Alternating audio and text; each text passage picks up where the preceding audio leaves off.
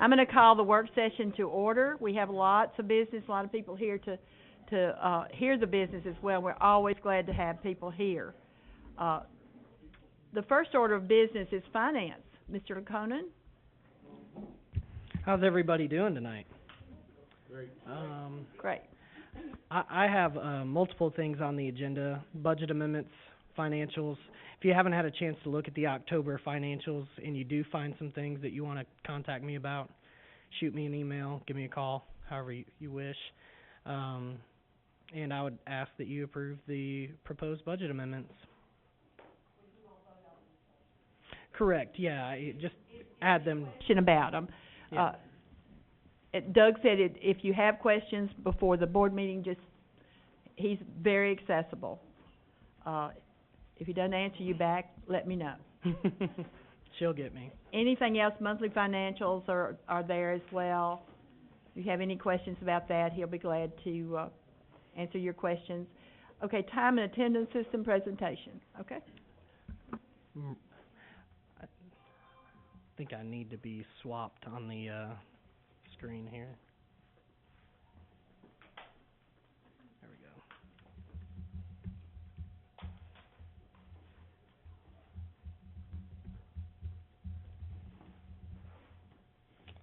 All right. So, good evening, everyone. This has been something that I've been working on for a long time. My department, the HR department, this is something that has been a focal point for our employees and how to get their time off correct and how to move forward without having issues such as this. So what I'm here tonight to present to you is really some solutions for our problems with time and attendance. So to give a backstory, the history on the situation, local government was a system that kept up with our time off, and it was also our accounting function. The program is called Z for Zortec. It was built in the 90s, so it's very DOS-based and archaic. And so we also had paper stubs for using to track time. And so we kept everything in an Excel document in that finance department at the time in going through the history of the issue. And so everything was handled in Excel at that time. Then we went to eSchools and SmartFind, and it was still managed in Excel. The accrual leave reports and everything, the information was imported into it. And so since then, we have had some issues with time and attendance and the leave balances with comp, sick, vacation, etc. We then decided to import it into Parallel and use that as a sub-tracking function and use that. It was short-lived due to lack of funding, I believe. Maybe some of you school board members can comment on that. I wasn't here. But I do know that the export from Parallel had errors on it from when it left SmartFind and then came back into SmartFind, and that those errors are documented via email. And so we were still keeping up with those balances in Excel, which opens us up to human error. Rather than somebody leaving and us deleting that whole row and pulling that person off the report, we would go to the balance, and there would be an error made by deleting just that cell, and it would adjust and move everyone's time off.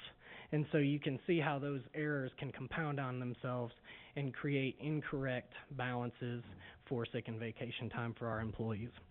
So what I wanted to do was implement a time and attendance software that would help reduce human error. So what would we want in a time and attendance software? You know, what are the attributes we're looking at? So I thought I wanted efficiency, data integrity, and a friendly user experience. We want this to be easy to use. That's a problem that we've had from previous softwares for sub-tracking is it hasn't been easy to use, and we haven't gotten those time off requests in. And so if the time off request never gets in, then it never gets recorded. Data integrity. Rather than having an import-export to Excel and manually touching this, you know, I want it to carry over via API connection and then verify that information on the back end rather than having people hand key or manipulate a CSV document. And then efficiency. We want this to make teachers' lives easier, substitutes' lives easier, my department as far as managing it and moving forward, everything a little bit easier and less cumbersome. So these are the things that I wanted for data integrity. This is a vetting process that I've worked with the other department heads as well, but we wanted to automate those time off calculations. So that was reducing the human error. We want a HRIS system that imports the data and carries over so that when an employee is onboarded, that information is already part of their employee profile. We don't have misspelled names or miskeyed social security numbers. We have the correct information carrying over automatically. We want it to interface with our current and future accounting software, because if our time and attendance system doesn't work with Skyward or doesn't work with local government, then we don't have a use for it. We're going to have to end up hand entering things again and causing more problems. We also want the time to be in the employee's hands for requesting that time off, and having the sub tracking integrate with it so that they don't have to do 2 requests. And then an audit feature in the software to be able to see what users did and when. So efficiency. I already talked towards sub-tracking that integrates with employee timesheets, but I wanted a software that doesn't have direct access to our employee bank account. A lot of vendors, they will actually ask for access to our trustees' bank account so that they can take out their payment and also process our payroll and withdraw funds. I don't feel comfortable having a vendor's hands deep in our bank account.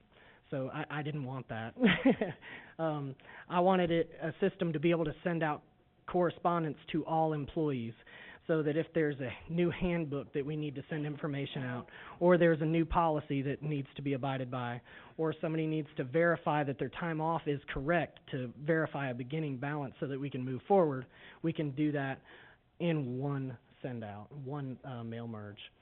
I also wanted accountability and accuracy in timekeeping, which it kind of helps us make sure that we have a timesheet for each employee, whether that's a scheduled timesheet that only does check-ins or no check-ins, or we have someone actually clocking in at a location. And also, we have a lot of paper timesheets. Sometimes I get stacks this big in my payroll department for one payroll. Those are teacher, sub-teacher requests. Those are extra duty requests. Those are subs turning in their time. And then those are also our maintenance crews and support staff timesheets. And the last thing, we want it to be user-friendly. So we want it to be easy for the teachers and for the substitutes so that they can get a job easily through the system and it integrates with their time off. We want a software geared towards professionals with more than one job. If somebody has extra duty and maybe they're a coach, or maybe they're just doing bus duty and they want to make sure that that's on their timesheet, I want a software that integrates that with that timesheet for that period so that there's not a delay and we can see on a timesheet what those employees are doing. Multiple clock-in methods. We want people to be able to clock in via phone, tablet, kiosk, laptop, even a phone call method of clocking in if necessary for transportation employees as well. A time-off balance portal. We want an employee to go out into one area and see all their time off and be able to request it in one spot. And then accessible customer service. You're going to need that with any software solution so that if you ever get lost or you don't know what to do and the people on site don't know what to do, you have accessible people that you can contact and you can gain information so that you can complete your task. So that's the goals of things that I wanted in a time and attendance software. So with that, we started going through demos.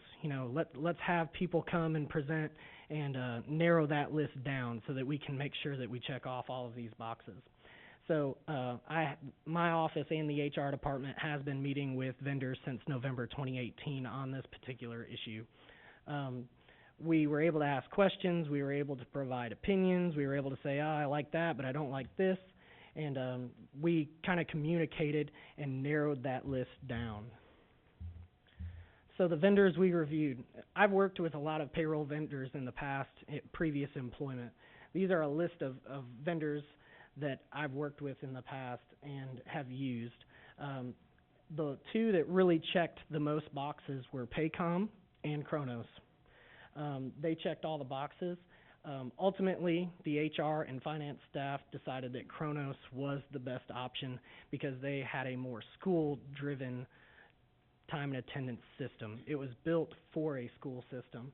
It wasn't a cookie-cutter program that can be molded around your company or used at a corporate office or used at a gas station. This is something that is specific for schools to track teachers, mobile IT department employees, bus drivers, substitutes, and bring it all together.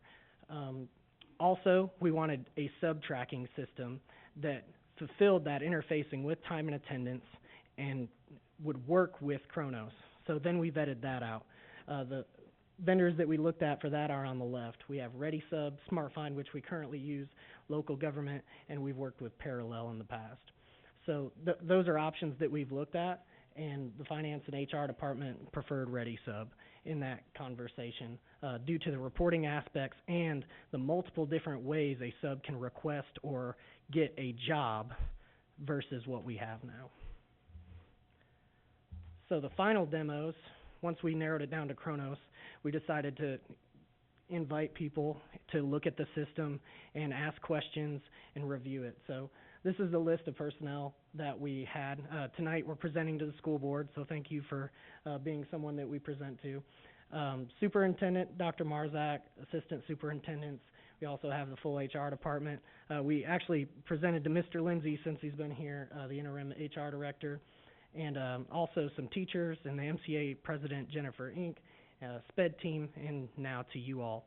So we have found that we've kind of got a collaboration on what we want to do, and now I would like to turn it over to Kronos and let them present and let you all ask any questions, and also ReadySub as they present, and you can see the system and how it works, and pick their brain and get as many things as you can off your chest.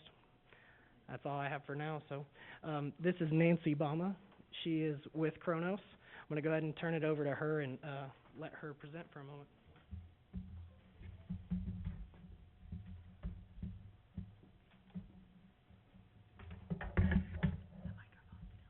Yeah, still on.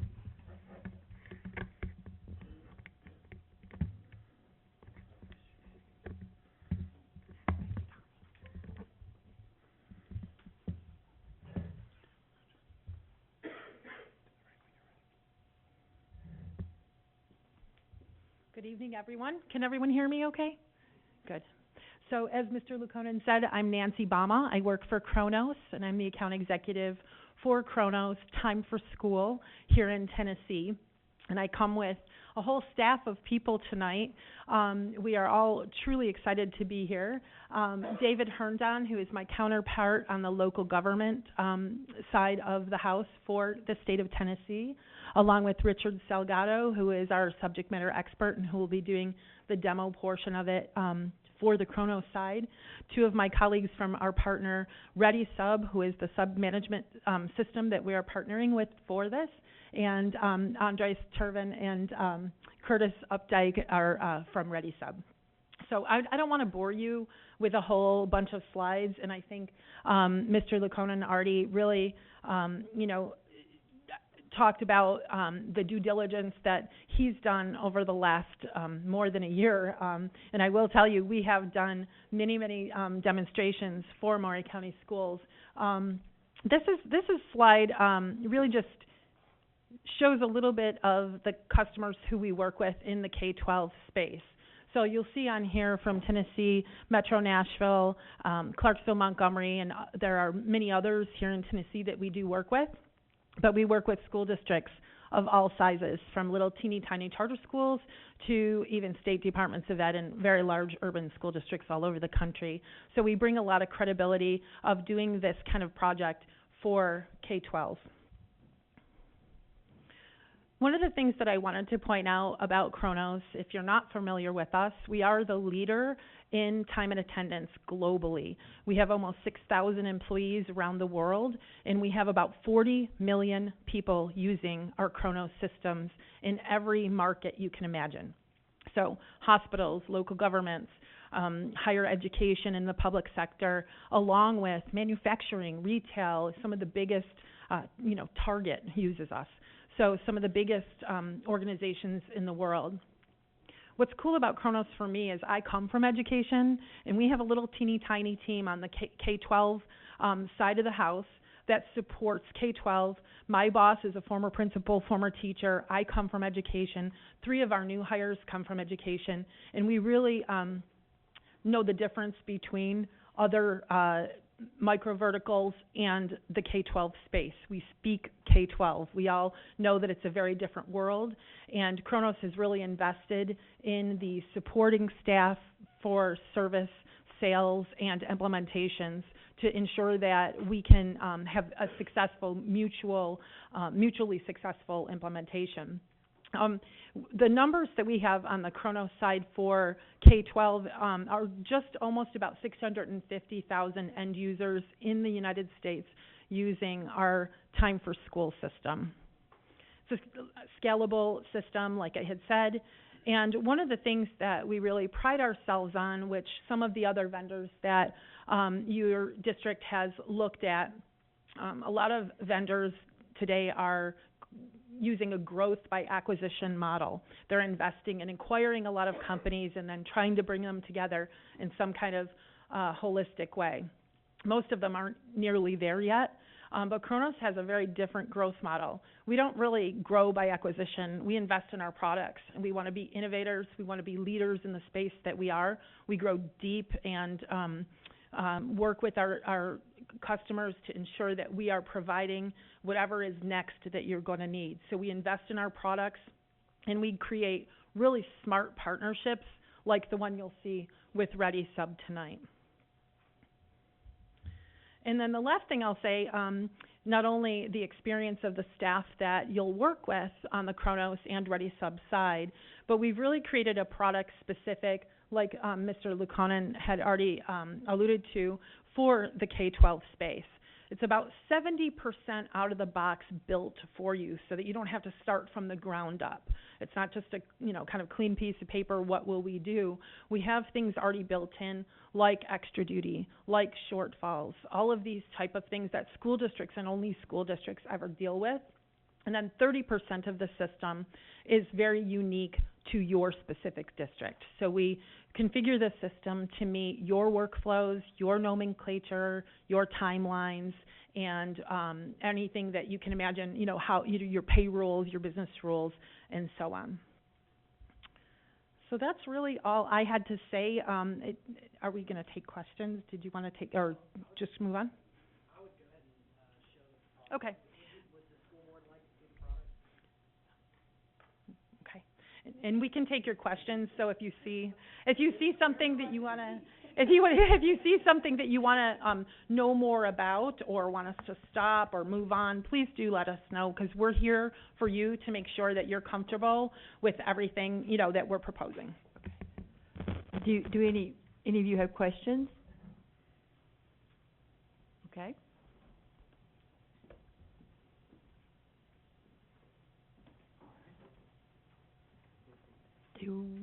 Where is Doug? Okay.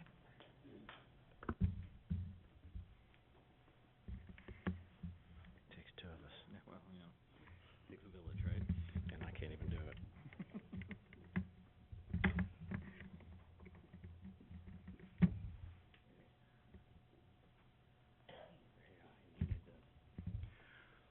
Alrighty, everyone.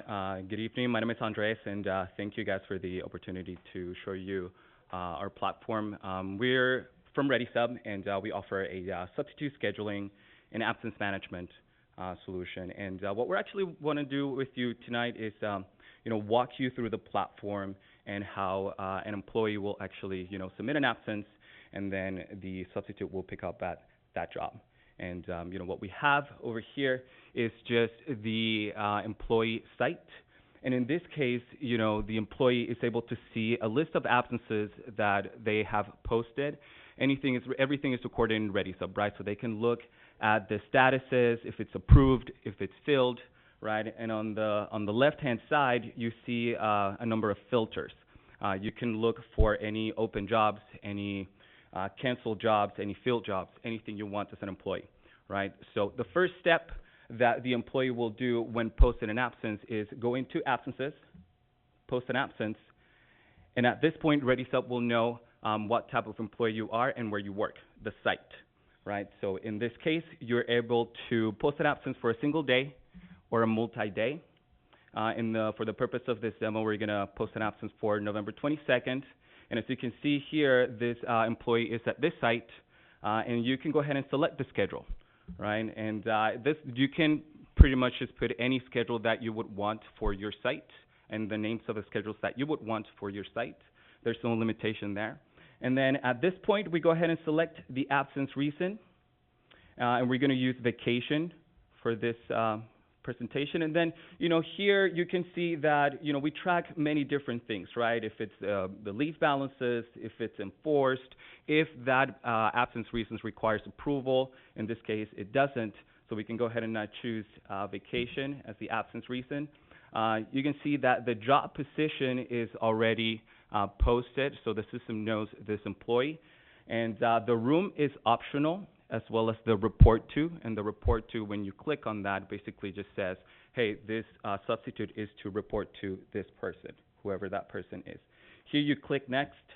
And here, ReadySub, this is where we excelled in terms of what we can offer, the notification frameworks that we have. We have email notifications, text message notifications, we have calling notifications for the substitutes, and we also have a free mobile app, right? So when your employee is posting an absence, they can choose either post to the pool, request a substitute, assign to substitute, or also, no substitute required absence.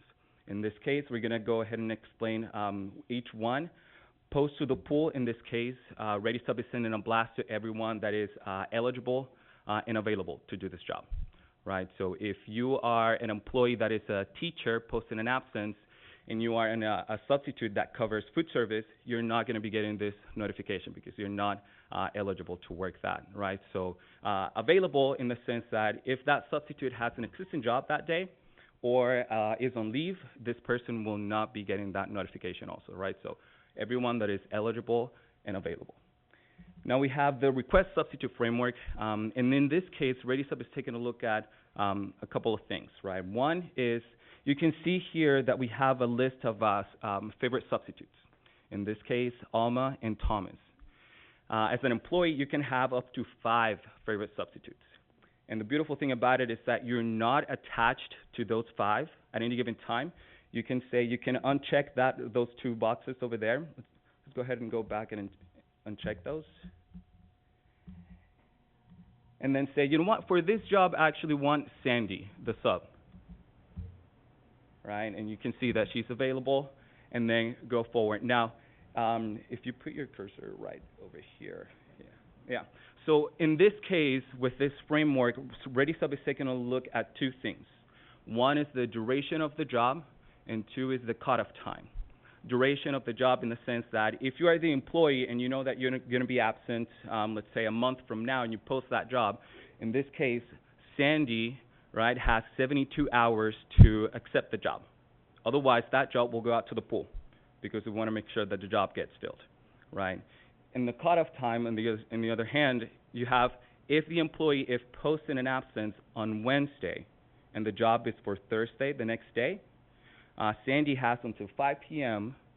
to accept the job, otherwise it'll go out to the pool. Now, the 72 hours and the 5 p.m. cutoff time are adjustable, so, the district here can decide whatever time frame it is that you want, right? And then we can go ahead and take a look at this handshake over here. Basically means that ReadySub understands that there was a communication outside of ReadySub, right, where Kathy, the employee, saw Sandy in the hallway and said, hey, Sandy, could you work this day, at this time, at this place? Sandy said yes, and then this person can go ahead and that job will go straight to Sandy's calendar, right? She doesn't have to accept it, unlike request substitute. And you also have, last but not least, no substitute required absence, which is for reporting purposes, for payroll purposes, anything like that. Now, what I would like to do is show you guys the notification framework for that. We have the substitute account open over here. and we can go to Sandy account. And what we can do here, we usually put a cell phone number so you can see what that text message notification looks like. Do we have any takers? Yes?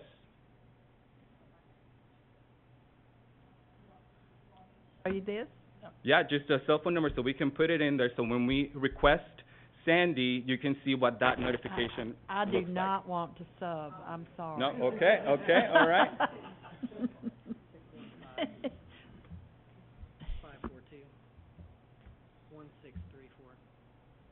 Thank you. Yeah.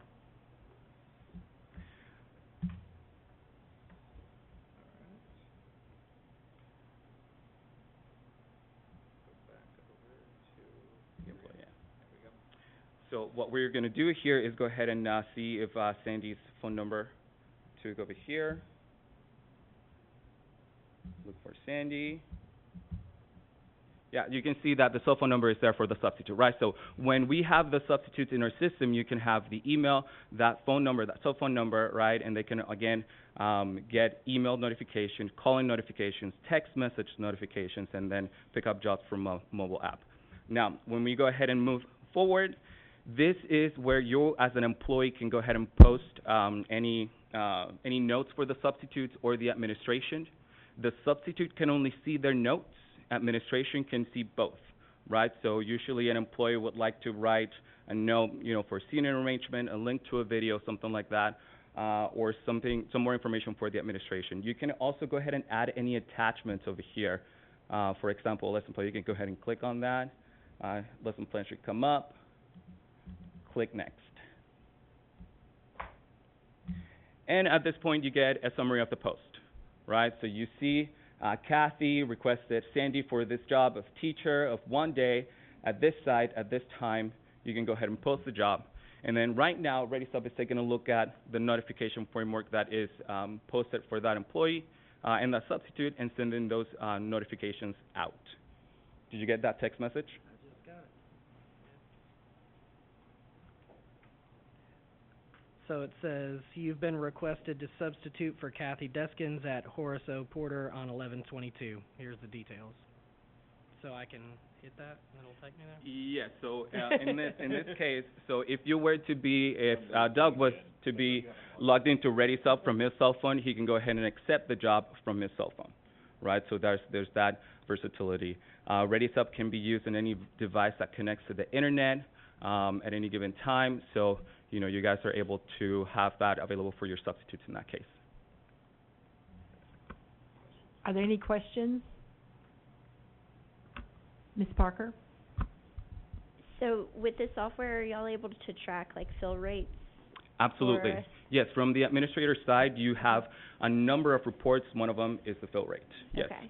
Do you know for the school systems that you've worked with in the past, have they seen an increase? Because it looks like this is pretty user friendly. What Yes. you've shown, has there been an increase for the people who Absolutely. use We definitely help school districts fill jobs faster because of our notification framework. We just sent that, Doug got it, Right. and that's what happens also, the same morning of, 5 in the morning, that employee has an emergency, whatever it is, post that absence, and then the substitutes can go ahead and pick up that job. So yes, absolutely. Any other questions? Okay, I guess we need to know, excuse me, Right. I don't know if you're done Parker? with them. I had one other question for Doug. I know we have, I think that we have time and attendance for Skyward. So if we move towards this, will we still need to keep that, or? So we've had True Time, and we've been paying for True Time with Skyward since we bought it, but it has never been fully implemented. It is not tracking time off. Right. So it cost us $25,000 a year, which is actually a cost that was purchased by my department to keep it flowing for now. but this is something that the school district and all of its employees would use, and it was just lumped in with the purchase of Skyward, so it was like, Doug, buy Skyward and buy it as it is. But the food service department does currently use True Time and has implemented it, and it's working well in their opinion. So, but if we move towards this, then you're probably gonna drop that Yes. 25,000 Yeah. and go with this, and transition food service as well to this. So my goal is I wanted to see a time and attendance system that would work with both Kronos and, both Skyward and local government, because I am expecting to transition to local government as our accounting software at this point in time. I'm doing a presentation on that in the future, and I've met with bookkeepers and moved forward on that, and I think that we will see some savings, but I'll also see some more accountability in our financials due to a software being implemented correctly on the front end. Sounds good, thank you. Mr. Fulbar. I just wanted to say one more thing before we leave you guys. ReadySub is really known for the simplicity of use and being able to partner up with the Kronos.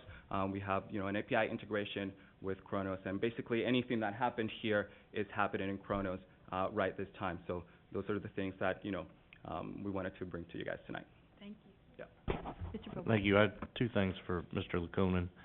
First off, thank you for putting up the kind of the specs of what you were looking for when you were looking for vendors. How did you go about identifying the vendors that you interviewed and talked to? What was that process? So I had a, let me get this over here. I've vetted out this before at a previous company, Logic Force, where I came from, and it, you want to take a look at everybody in the space, and there are positives and negatives about every single vendor. Every vendor you're going to go through when it comes to time and attendance, because a lot of them, like it has been said, they either build all of their own source code, and so sometimes it won't work with other people's stuff, or they've bought everybody's little pieces and put together a software, and so it works together well, but it's also not user friendly because it looks like you're jumping into 5 different softwares. Okay. So when I vetted it out previously, I had an idea going into this of what the strengths and weaknesses are. I originally, the reason I actually demoed Kronos last because I didn't want anybody to think that I was just picking Kronos because we use them on the county side. But when I saw that they had a specific time for school system, database, and investment, and that they've put time and money into to make work, it really helped the process. Did companies who weren't on your list of people that you contacted have an opportunity to get in to see if they met the specs? No, they have not. I did not put this out to bid yet.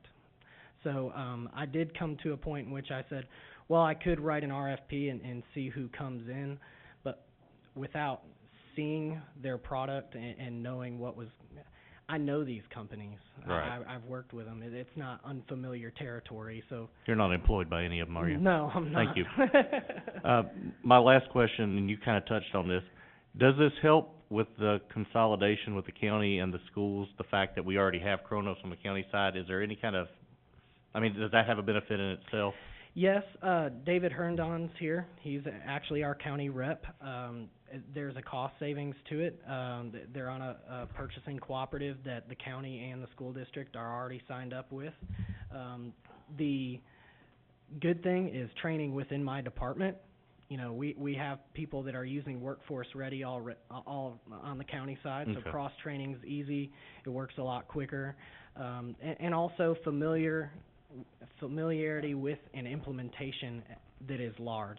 We sent that out to 500 employees that have been doing paper timesheets since the beginning of time. Okay. So Thank you very much. Appreciate that. Okay. I've got one last thing. Sorry. So you saw the sub tracker. Now I'm going to have Kronos come up and show you the product for time and attendance and how it interacts with payroll. So if that's okay. Sure. School board. Yeah. Okay.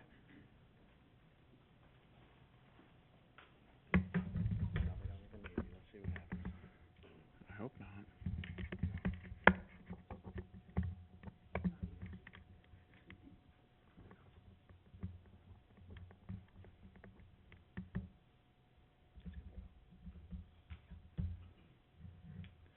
Awesome. Hi, everybody. My name is Richard. I know it's Monday and it's late and everybody's probably tired, so I'll try to make this brief and interactive. So I'm going to finish off that story that we started with the sub requesting time. So as Andres mentioned, we have an API connectivity, which means that everything that happens in ReadySub will move over to Chronos in real time and vice versa. So there's a bi-directional feed. So I've logged into Chronos. So this is the Chronos Time for School system, also referred to as Workforce Ready, as Doug mentioned. I'm logged into a system as a payroll administrator or maybe a timekeeper. And before I go in through all these colorful dashboards, I just want to show you what something would look like as far as a timesheet goes. So if you recall, our teacher, Kathy, requested some time off for Friday the 22nd. So I can see in a summary that she's got a total of 7 hours, and those 7 hours are vacation time, right? So that part is easy. We got the vacation time coming over. Now, what does the substitute teacher look like? So what we notice in a lot of districts is if a teacher requests a full day off, the substitute teacher automatically gets 8 hours of pay or 7 hours of pay, as opposed to maybe she only worked 4 hours, maybe she only worked half a day. So the idea around this is that we would ask the substitute teacher to actually log her time or clock in. We would only show her timesheet 1 day at a time. So if I look at the actual detail, she worked on Friday, she only worked for 4 hours, and she subs for Kathy. So we're attaching the substitute to the actual teacher that had taken off. And one of the reasons we do that is if you have special funding sources for Kathy, for the teacher, maybe she's a Title I teacher, you want to make sure that funding source stays parallel or stays the same. So that's what the timesheet looks like, just to kind of finish off that story. Do you guys want to see more of the system? No? I think we're good. Any questions? Okay. Short and sweet. Oh, sorry. I'll just finish this up. So, I feel that these employees need to be able to rely on their time off balances. Time equals money, and it's their money that was either overstated or understated. We've received audit findings the last 2 years for our accrued leave.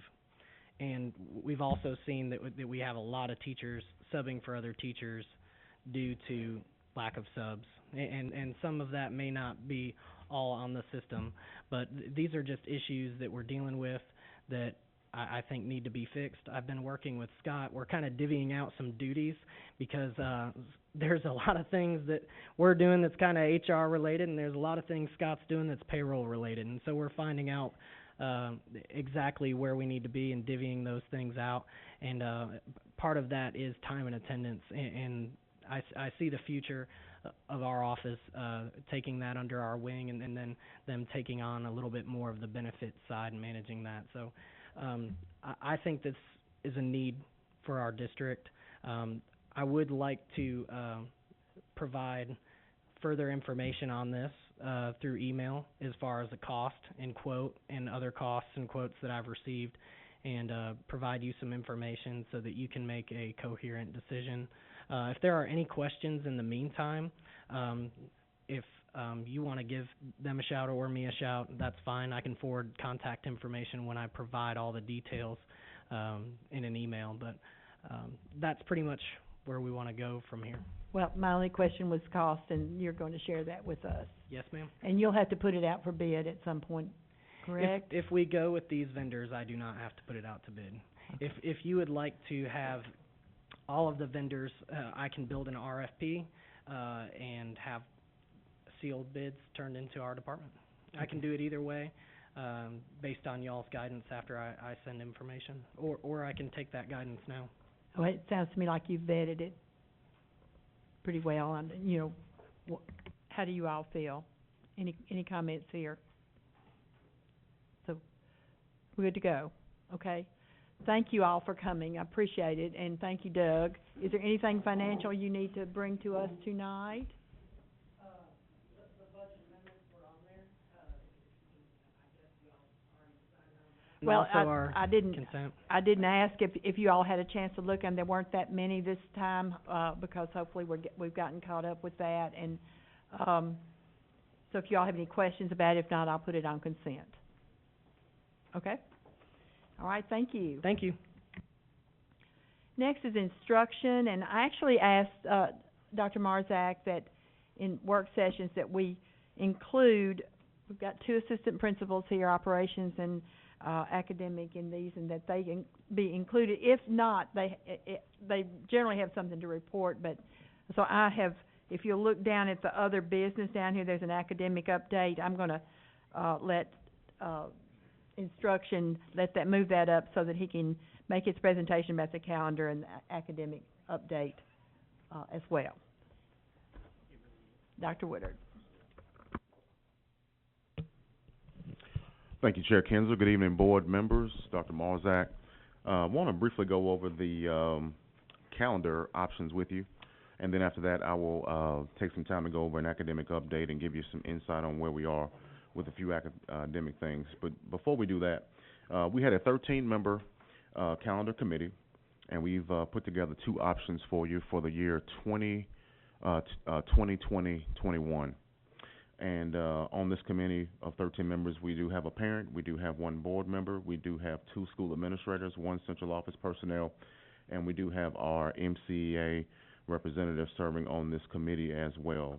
This committee has met for about 8 weeks. We've had 9 meetings, and boy, some of these meetings were really grueling as we tried to figure out which direction we wanted to go with this calendar.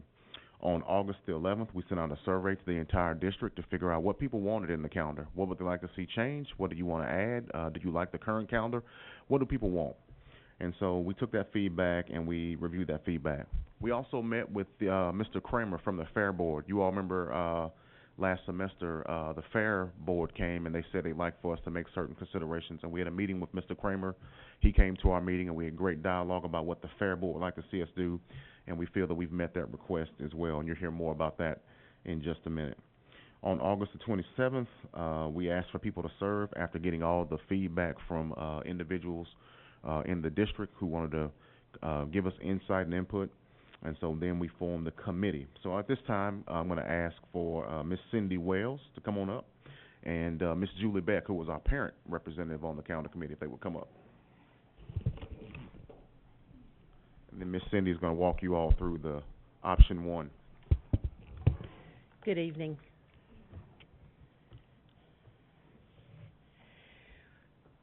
As Dr. Woodard said, we met several weeks.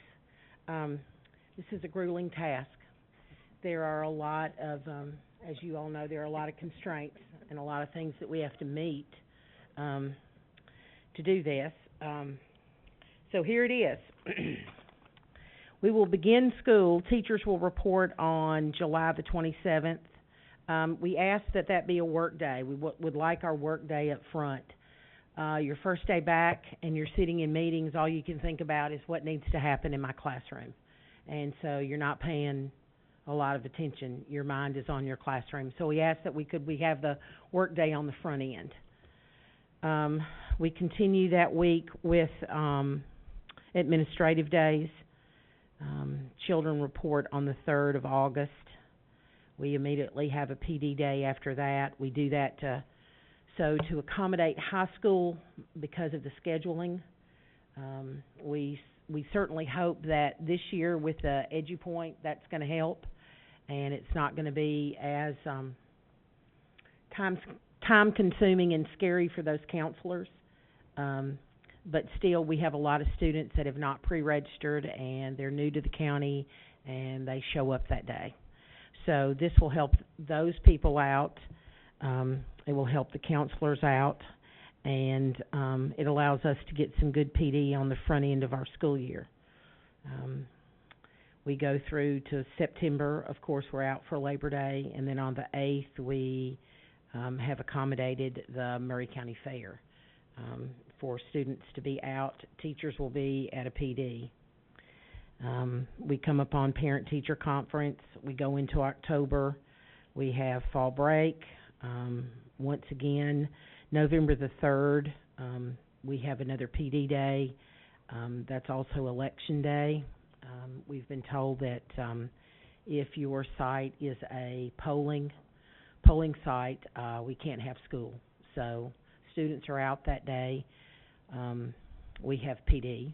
That'll only happen, I'm assuming for the presidential election. I'm not sure about the others. You have to address that to Dr. Woodard.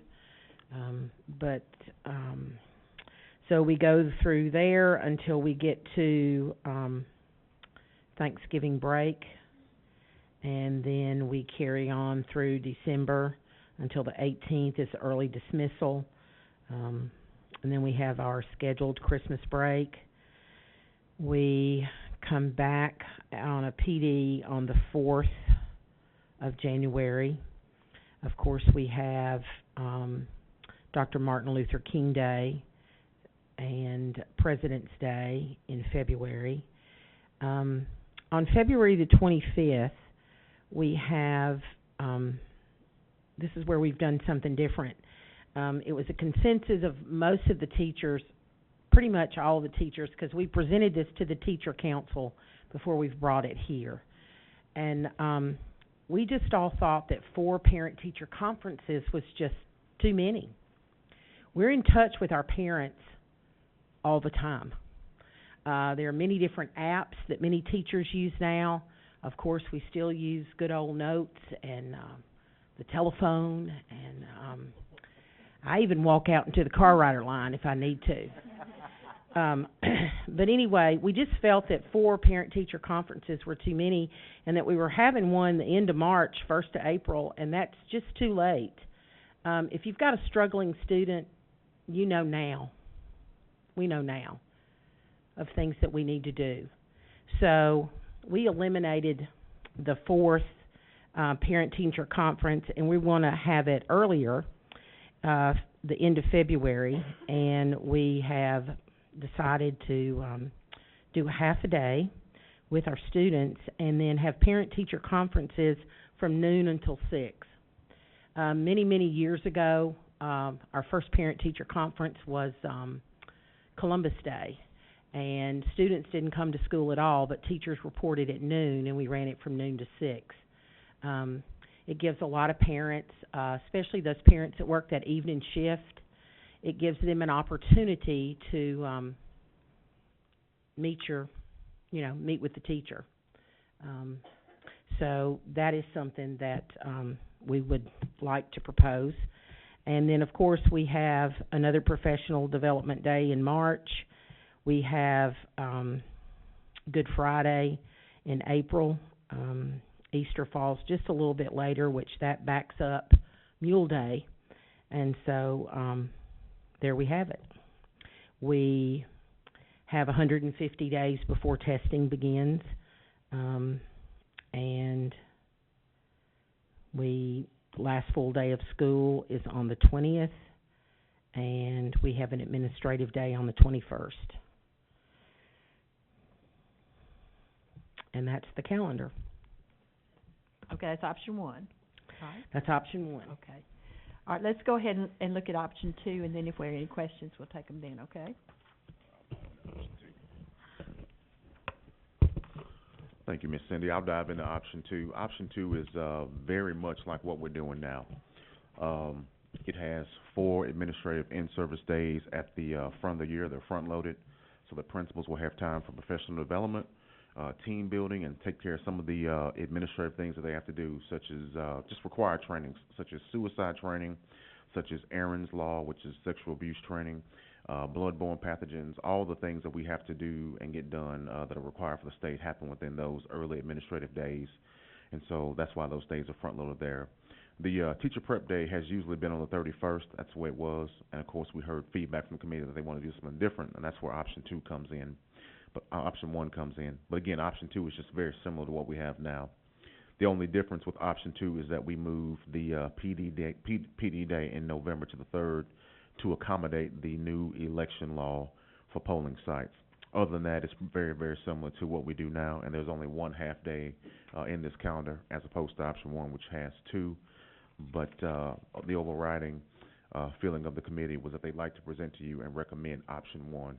It was very, very well received by the teacher council, and there were 20, Dr. Mars, that correct me, 26, 25 members of the teacher council, and it was very, very well received.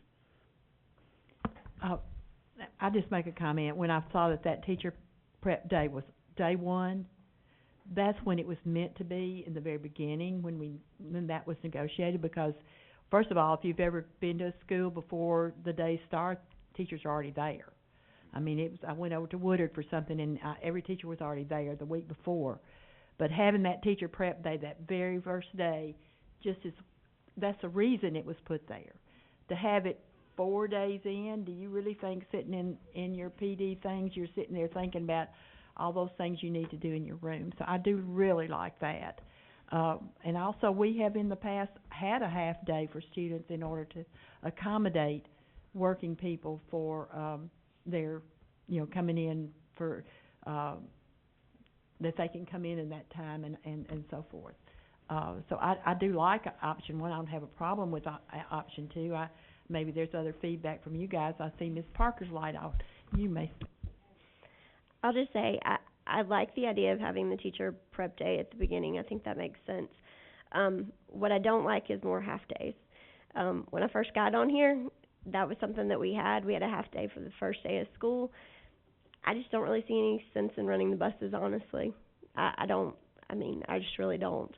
I'll also say that if we're going to have a half day for parent-teacher conferences, I would rather it be for the first one, because I've attended the first one, and I know how long that one can be. And it seems to me that's the one that you have more parents that go to. That's the one that teachers have an idea about what they're going to need for the year, and there's more of a dialogue that happens. I didn't go to the second 9 weeks parent-teacher conference myself. For one of my kids, the teacher said that I didn't need to go, and the other one, my husband went. So I just think already by the second 9 weeks, parents are already deciding, I don't need to go to that. So if you do it for the third 9 weeks, and then make it a day out of school, it just seems like, and on a Thursday no less, I just think that that's something that is going to be a little bit tougher on parents. And if it's tougher on parents, then it's tougher on students. So that's my thought. I would prefer option two, but move the teacher prep day back to the beginning. Any other comments? Dr. Woodard? Thank you, Chair Kinzer. I'd just like to give our parent representative an opportunity to say a few words. Ms. Julie Beck, want to hear from the parents? I think y'all are doing a great job. You don't want to hear from me this late at night. I don't know, Dr. Woodard, we met a lot about this. A lot. Julie, speak as a parent now. I know. I have trouble doing that with y'all because I'm in the school so much. And I tell my kids, I'm on the teacher side, not y'all's side. Okay, as a parent, I go to all the conferences. Now, I didn't go to Whitthorne last week, and I should have with Jack Beck, but I just didn't. I was too tired. But I do talk to his teachers every day, and I am known to go sit in a classroom. I might just pop in and show up and sit with him. I have not thought about moving this half day to the first conference to the first part of the year. After I thought about that, I think that does make sense. Well, honestly, that is the most attended parent conference. I mean, really. And I don't even go to central conferences anymore because I show up and they're like, "What are you doing here? Yeah, they do. Why are you here? Your kid's good. We don't need you to come." But I want to know what's going on. But I'm there all the time anyway.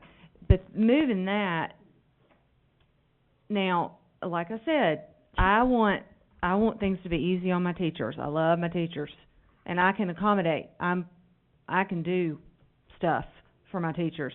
But I do think that probably more parents go to more conferences at the beginning of the school year. I think they're like, oh, school started, we're excited, some of them, and I wanna get to know my kid's teacher. So maybe that does make more sense to move that to the What- beginning what of would the year. The date of the first one would be what?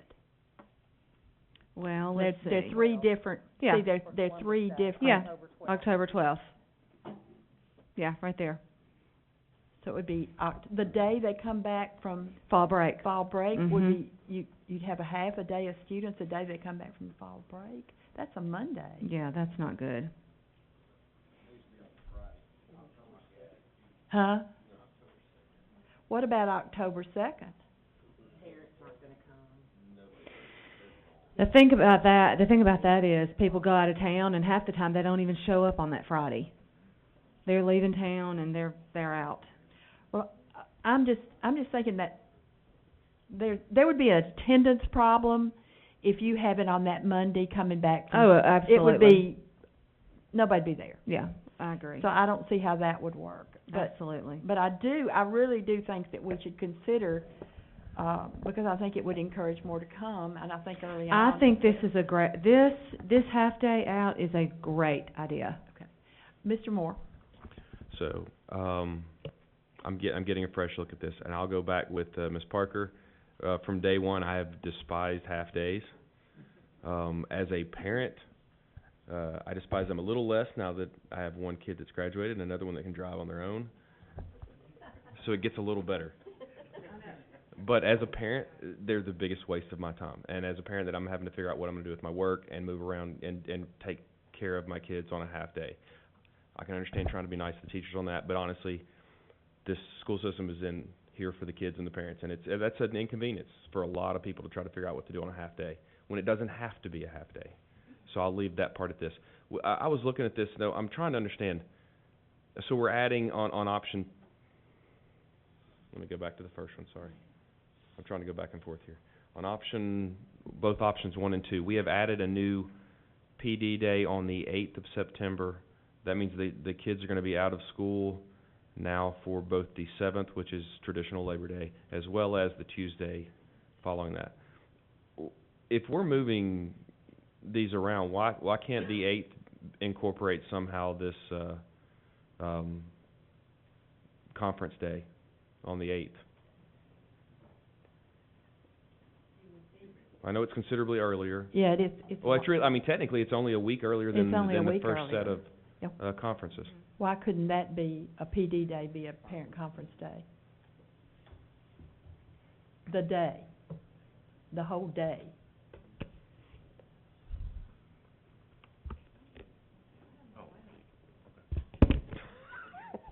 I know how this works. Okay. I needed to say one more thing.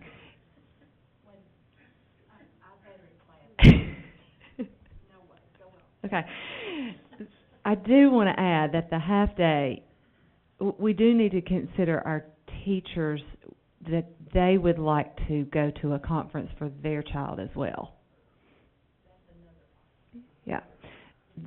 So many of our teachers do have children, and they would like to see their children's teachers as well. But if it was done for the whole day, then we always worked it out where I was, where if so-and-so needed to go over to Baker or wherever they were, then they would, with whoever their neighbor was or whatever, they would have that assigned in. Looks like that would be something during that day they could let their parents know that I will be at my students. I'm just putting it out there. I personally think the teacher prep day at the very beginning is very important, but I'd be certainly open to the PD being on the 8th. I just didn't want us to forget the How do meeting conferences teachers here? I understand that it's an inconvenience to parents, but it's also a huge inconvenience to the teachers when we're trying to meet with 22 parents from 4 to 7. Yeah. It's impossible. And we do our best to accommodate. I call parents and say, I'm going to start my conferences at 3:30. So that gives me 2 more slots, from 3:30 until 7. It's just, like I said, we all understand the inconvenience of the half a day. but, I really think it gives other parents an opportunity to, get to school to see us, especially those that work that second shift. And yes, it does make it a lot easier on us that we have a 6-hour window to see parents instead of a 3. I really hadn't realized this, but if we were to say have it on that PD, that'd be 3 o'clock, everybody's gone, or 3:30, whatever it is. Really need to have it where parents have an opportunity to come after work, or schedule it right, what you're saying. Absolutely. Yeah. I mean, if we did that on the 8th, I mean, I would say do half a PD that morning, and then we run 12 to 6. I mean, 'cause, you know, we have to have so many PD days, Yeah. and, so, I mean, it just makes it a lot easier. It makes it a lot easier for your teachers, so we can accommodate more parents. It's really hard, that 4 to 7 slot.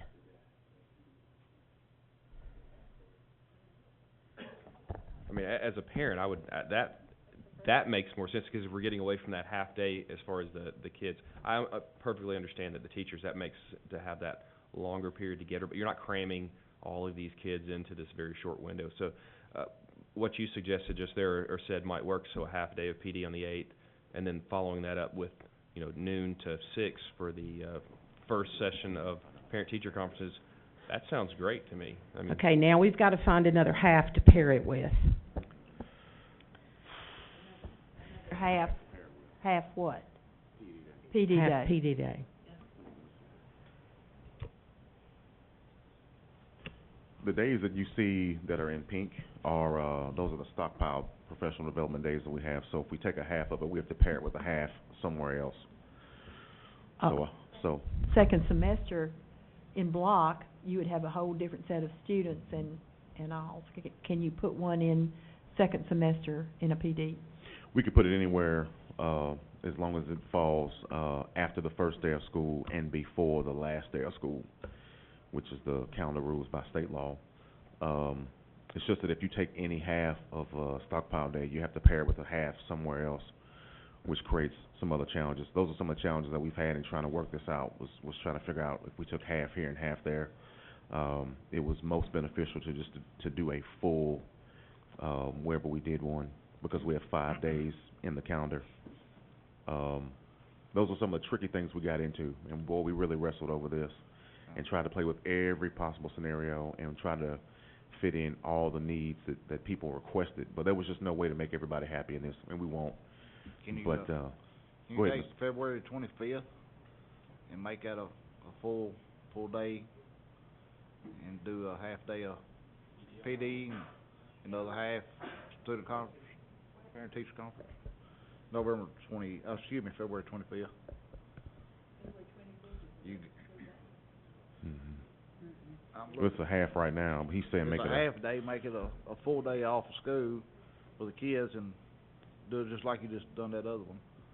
A half day of professional development and, So you still want, Mr. Atkinson, you saying just swap the two but keep the half? keep that, like she just said, take a half a day of personal development day, and then the other half, a student-teacher conference, and do the same thing with on the 25th. So that'd make you another half Of day. February. Mine is Of not February. marked as a PD day in February. Am I looking at the wrong I'm looking on one, No, option he's, one. yeah, he's Okay, I'm proposing, not proposing moving that. Okay, Ms. excuse Kinsley. me. Mhm. Let me get to option one here. We're still gonna need a half. If you make the, if you move the day that's on September the 8th to the 25th, and then you move what's on the 25th over to the 8th, if it's not a half day, the way we have it proposed, it's a half day for kids, which counts as a full day as long as kids stay for 3.5 hours. So they'll get credit for a full day. The district gets credit for a full day attendance-wise, as long as they stay for 3.5. And then from 12 to 6, parents could then come and do conferences, and teachers would stay and do conferences, thereby giving them time to also go see their children as well, and get a break in there somewhere for lunch, et cetera. That's what we had discussed. If we did a half PD and then the remaining part, if we did half professional development and then the rest of the day was gonna be parent-teacher conferences, we'll still need a half of a PD day somewhere. So, if I could interrupt, because I think I understand Yes. what he's asking. what we were just talked about was on September 8th, have a half day of PD, Mhm. followed by Conferences? the half day of conferences, doing the same exact thing on the 25th. Oh, you saying half and So that would half. be your half and half. Half, What you would then need to half, do is half. find the day for the students. So now we've given up a student day. Student day, that's Where would right. that go? That's what we have to figure out, 'cause now we lost a full day out for kids. Actually, only lost a half day, but. You know, we're trying to do, just sitting here, what they've worked Been doing on for 9 weeks weeks. and weeks For 9 and weeks. weeks. And they're the ones that are in the weeds Well, working. So- if I just comment, I mean, this has been, and no disrespect to the teachers on this, but again, this is what historically has been a complaint I've had as we go through this, is this ends up being very, very doing this for the teachers. And I have to be mindful that this is about the students and the citizens of the county, is really ultimately what we're supposed to be doing here. So I don't mind looking at this and kind of talking about it a little bit and making sure that we meet those goals. Again, that's not to disrespect what the teachers put in on this, but it is ultimately what our responsibility as the board is, to make sure we're doing what's best for the students and the citizens of the county.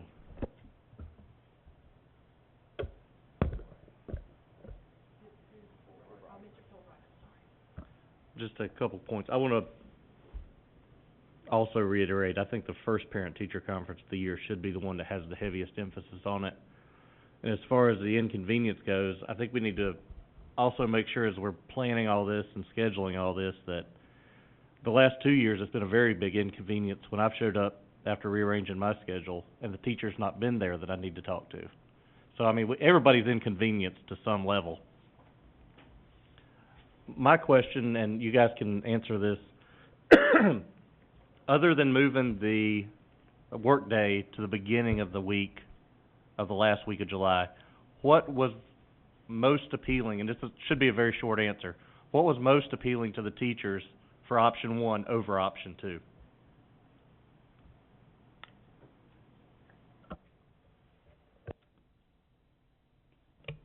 The most appealing thing to your teachers is to start school later. We weren't able to do that. I don't have a copy of option two.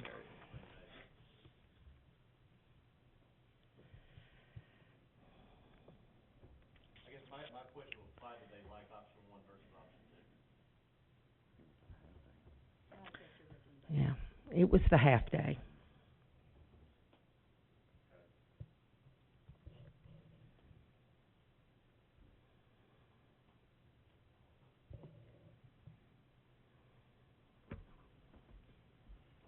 Jennifer's about to have a stroke back there.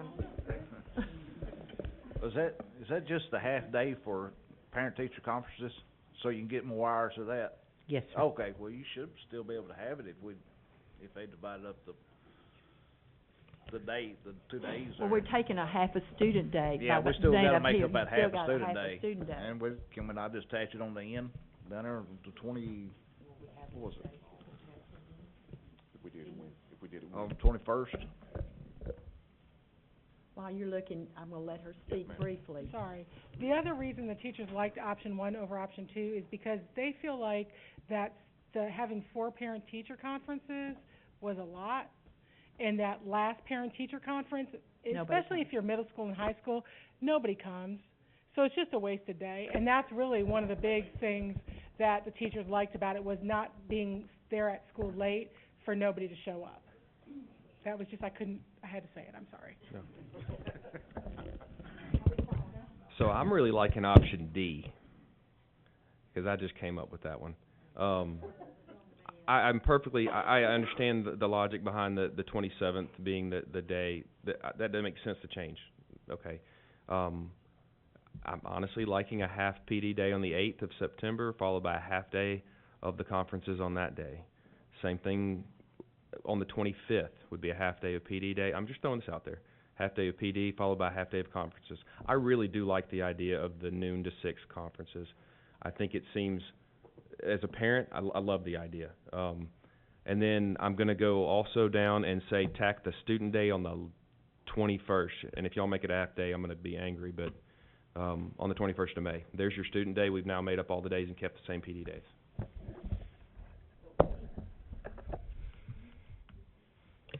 Teachers need a day. We need an admin day at the end to close things out. That's fine. We just push it. It pushes it to the 24th. Yeah. Yeah,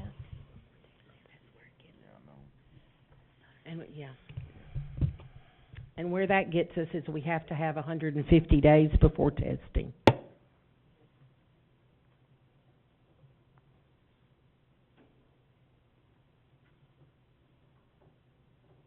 Ms. Parker?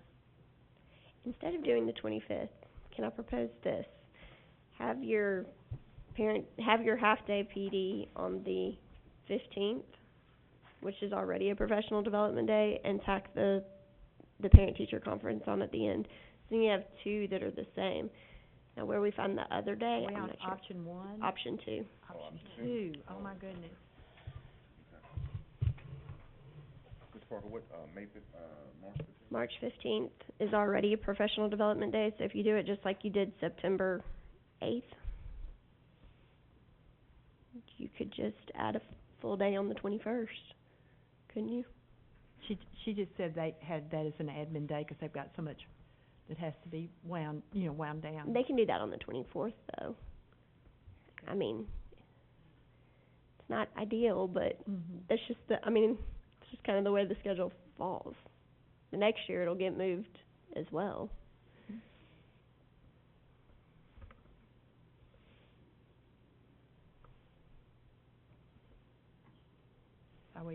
Where are we here?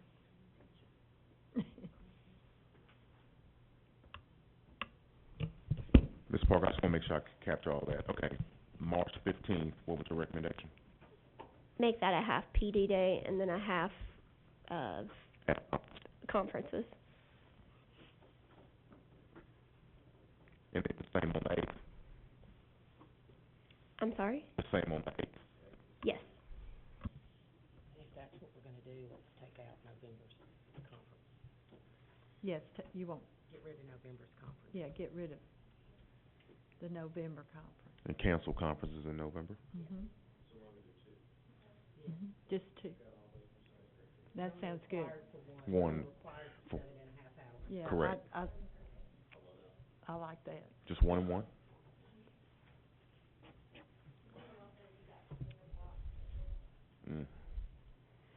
So that would make the last day of school, the 24th, would be a student day, or an admin day. That could be an Admin day, 24th, They correct. go a full week here. Of course, many seniors will graduate earlier than that, depending on when graduation is. So then the 24th would be an admin day.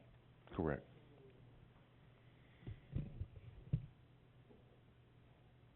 What, yes? Oh, thank you, ma'am. Ron, with us going into a red day, does that add on to the teacher contract days?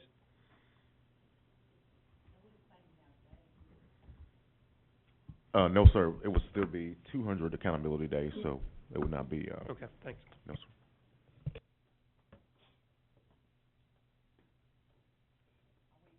sir. If I could ask on this, and I like where that's going, could we have that, I guess, presented as an option 3 and drawn up so that we can have that included in the packet for the full board meeting? Would that be okay with you to look at? I'd still like to be able to look at these side by side. And am I also understanding on your option 3, which I'm calling it, you would be doing the teacher prep day back to the 27th as well, which was requested? Yes. I just want to make sure that isn't missed. I think it would be best if we could see it too. Okay. I mean, that way, before we vote on it. Unless you wanna just, No, I would like to see it as an option 3 included. Make sure do I you got wanna this. put it at the next work session to discuss, or we'll be able to look at it at the board meeting? If it can be prepared and ready for the next Okay. board meeting, I think That we're sounds good to me. We could have that. All right. And you said, move 31st to 27th, the pink. What? On Yes. option Yes, pink, sir. right, 27th. pink on option 2, right, Which was what was 27th. on option 1, yes. Yep, okay. So noted. Mr. Atkinson? Yeah, so that's staying with, working off option 2 and then making it to option 3 then off of option 2? Okay, all right. So pretty much, it was a little tweak, okay. So, yeah, all right, for option 3. If I could say one more thing on this, I do appreciate the work that was done on this. I really appreciate looking at doing the conferences differently. this has been something we've talked about through the years, and we've kind of tweaked it every few years on how to make this work right. I know it is cumbersome for parents, it is cumbersome for staff, so I want to applaud the panel for really looking at this. I like the way this goes. I'm hoping it works out really well as a parent. I'm hoping it works out well for teachers. I just really like it. I think you guys kind of thinking out of the box on this, so I appreciate that as a parent, that you guys are trying to make that work for more people, so thank you. And I'm assuming if y'all see any more problems, you might have to make an option 4 on that too. Well, yeah. Well, thank you both. Thank you. I appreciate it. And one more thing. Since we are doing this on the fly, any teachers or anyone that was on the panel or anybody that has anything, please let us know if when this comes out, if you see some other thing that doesn't look right with this, or you have, if you don't, I know you guys had a preference. So if anybody does want to voice their concerns, I definitely would like to hear it as a board member if there is a big problem with an option 3 or any of the other ones that we're considering. So please do let us know. Okay, next is, thank you all. Thank you for coming. Thank you. Okay, as I said, I'm going to move up the academic update, while Dr. Woodard has the floor here, so. Chair, just want to thank the other members of the committee who are here now. I want to thank Reggie Holmes and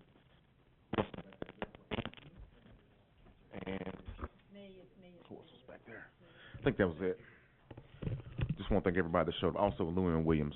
So we had several who were here tonight, but obviously everyone can't speak. But just want to thank everyone who served and who toiled over the calendar. It is really grueling. It's been 9 weeks, and boy, we have wrestled and really worked hard to provide something that would work for everybody. So thank you for your comments. We'll take this back. We'll revise, and we'll have it ready for you. Moving to just a brief academic update. I was a little confused on what exactly this was going to be. I think what you wanted was just kind of a high-level overview, just quick updates, 2-3 minutes of what's going on, and to keep everybody informed. But I came locked and loaded with tons of other documents just in case, so wasn't really sure. But I'll give you all a brief overview, and then I have to leave tonight. I have a 3-hour drive to make, so please pardon my leaving. Just a brief academic update. First things first, sitting at your tables you have textbook packets. And I want to explain what these textbook packets are.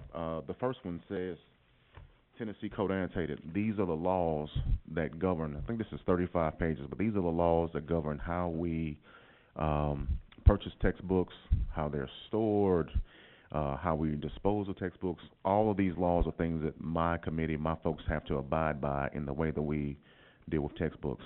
And so just in case you want to know the vetting process and what's what, all of that is listed for you here. The second document that you have is a listing of all of the textbooks and textbook companies that we currently have in the entire district. This is everything. This goes back a decade. This is every single adoption. And again, we have not purchased from every adoption, but we have done the adoptions. By law, you have to adopt a text, whether you purchase the text or not. But this is everything that we have adopted for the last 10 years. It's a decade full of adoptions, and you can see textbook publishers and the companies that we've adopted from going all the way back to 2009. So it's a decade. So just in case you want to get an idea of what that looked like, I provided that for you guys tonight. So it's quite a bit. It is a lot. The textbook thing is really a lot, and I have 2 ladies that manage that process really well. We really wrestle and toil over the curriculum materials that we try to provide. And so just want to give you all kind of an overview. The next thing is we had a fabulous day last week with the Murray Alliance. We kicked off our Teacher Leadership Institute. Thank you all for voting for that. Applications are being taken now. We're going to end the application process for teacher leaders on November the 27th, just about a day after we get back from Thanksgiving break. So teachers are applying now, and we're going to choose 12 amazing teacher leaders to go into the Ayers Institute and work with David Lipscomb very closely to become master teachers. And then we're going to choose 12 the next year and 12 the next year, and keep putting these individuals out in our schools and improve the cadre of strong teachers that we have in our school system. This Wednesday, this is a big week of professional development for educators with principals on Wednesday. We have the Fall Leadership Institute. We're going to be at MTSU, and we have an outstanding speaker who is nationally known Dr. Douglas Reeves will be the keynote speaker up there at MTSU, and then we have some breakout sessions for principals as well.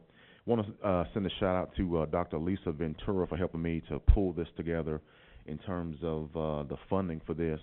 We'll also be doing some work around equity and diversity, and that meets one of the things that we have to do for the state. And so through Lisa's help, we're able to meet that criteria and get that done as the state has requested through this particular meeting that we're going to have that day. So principals will be off campus at MTSU all day on Wednesday for a great day of professional learning and training. We're also going to start with our second cohort of the aspiring administrators. You all were here last month when we graduated 8 of those ladies. We gave them their plaques and roses. And so now we're going to start our second cohort of aspiring assistant principals starting this Thursday. So they start their first training class on Thursday, and it's going to go from this month all the way through to October, and then that next group will graduate.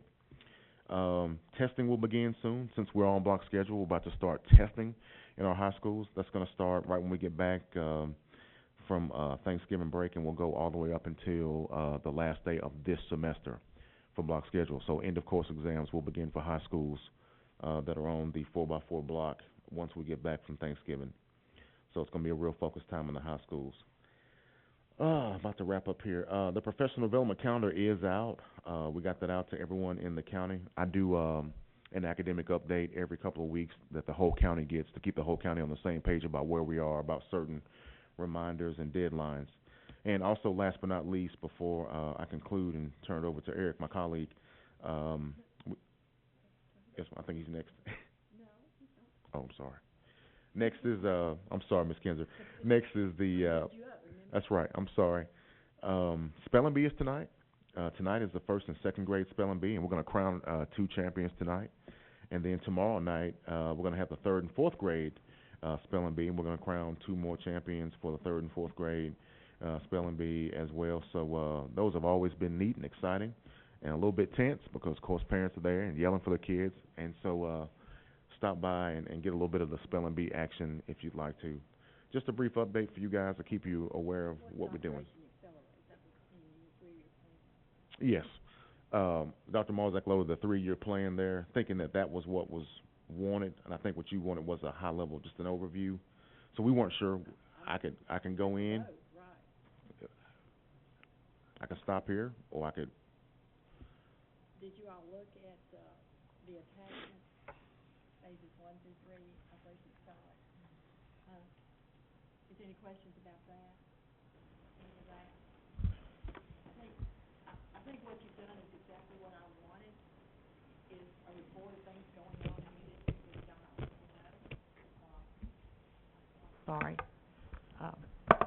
I don't think I said anything very meaningful, so Ms. Parker. I appreciate the Operation Accelerate and all that information, but last year we actually got an email that had what the goals were for the district as part of the academic plan. And what I wanted to see was how we stacked up against those goals that we set last year and what those goals are for this year. Because when I look at that, there's some information that I can't get the answer to just on my own, so I need for y'all to input the data, basically, and see whether or not we're meeting our goals.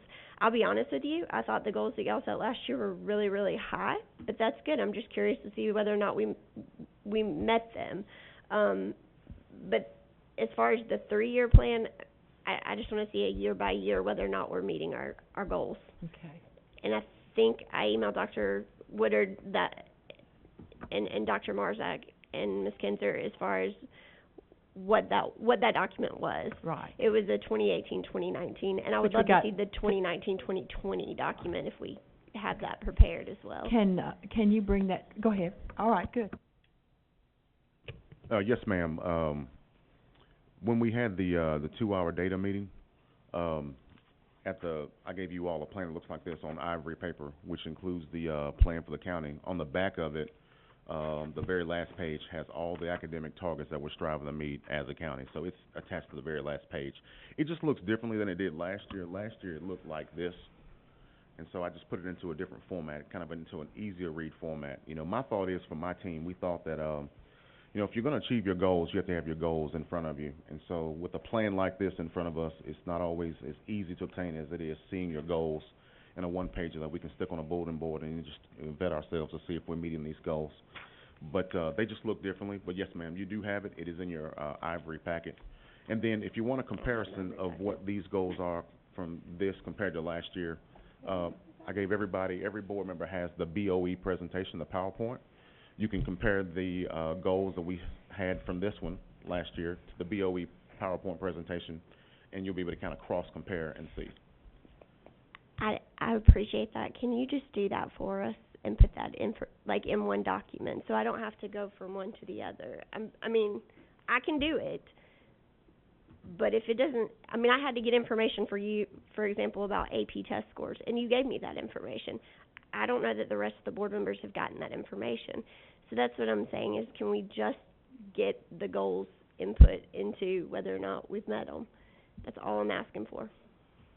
Is that something you can send us once you compile that, or do we You can need put it to- on next work session. Yeah, I'm just I'm put it fine on the to next work. work session. Would that be all right? Huh? Okay. And I mean, I'm happy to clarify with you what exactly it is. I mean, I did a document myself, but when I started looking into trying to input, I didn't know what 3 through 5 math was. I didn't know what 3 through 5 ELA was, and so on. So it was divided up, I think, that detailed. And the information that you've given us so far, it hasn't been detailed enough for me to be able to put that together. So if you just do that for the next work session, and if you have any questions, I'm happy to answer them. Any other questions or comments for Dr. Woodard? Thank you. Appreciate it. You may go on the road. You may leave. All right, moving on. We'll get back on the agenda, and then next on the agenda is zoning and facilities, capital projects report. Is there anything there? Mr. Perriman? No, ma'am, not on the agenda. Just want to report out to you that you did approve at the last board meeting for the savings from the Battle Creek project. We have met in the last 2 weeks and verified that we can do the project that you approved, the lighting project, and not have to ask any additional funds from you. So that is moving forward. But there will not be, and it was very plainly stated and understood by everyone, they will not come to you and ask for money. Even if there's a hiccup, it's their hiccup. So that is the only thing on that to report out to you. Okay, good to know. That's good. Good news. You have a question? Excuse me. Ms. Hopkins. I'm sorry, I was just thinking about it. Dr. Woodard, for that, what Ms. Parker was asking for, I guess you're just gonna get it for her. I don't need it, I don't need that detail. Okay, thank you. Even though we've asked for it to be reported in the work session? Yeah. That's something you can provide, can't you, at the work session? Yes, ma'am, or I can send everybody an email or whatever the board prefer. What are your wishes? Huh? Work session packet. Okay, thank you. Okay. Okay, what else, Mr. Perriman? Next is, train report. Yes, ma'am. And we have, Mr. Nevada and Mr. Malden and Mr. Holmes here with us tonight to give a brief report over some things that are going on there. Both some, savings and good news from you that Mr. Hall and I gave a highlight of last month. And then also we've got some ongoing projects that we need to be planning for, and we just want to make sure you're aware of some major work that the district sees down the road. So I'm going to give this and turn it over to Mr. Nevada and let him speak. Actually, Mr. Malden, he's up, so I'm going to let him take it away. Good evening, and thank you for the opportunity for us to be here again tonight. We appreciate it, and as Eric was saying, we do have some good news for you tonight. Microphone? Can you hear me okay? No, but oh, it's got, I'm sorry. Understood. As Tommy's getting us plugged in right now, just want to briefly say thank you for the opportunity to be here tonight again, and we appreciate the trust you've put into Train, and we'll show you some results tonight that we think you can be proud of. You need to change that over there.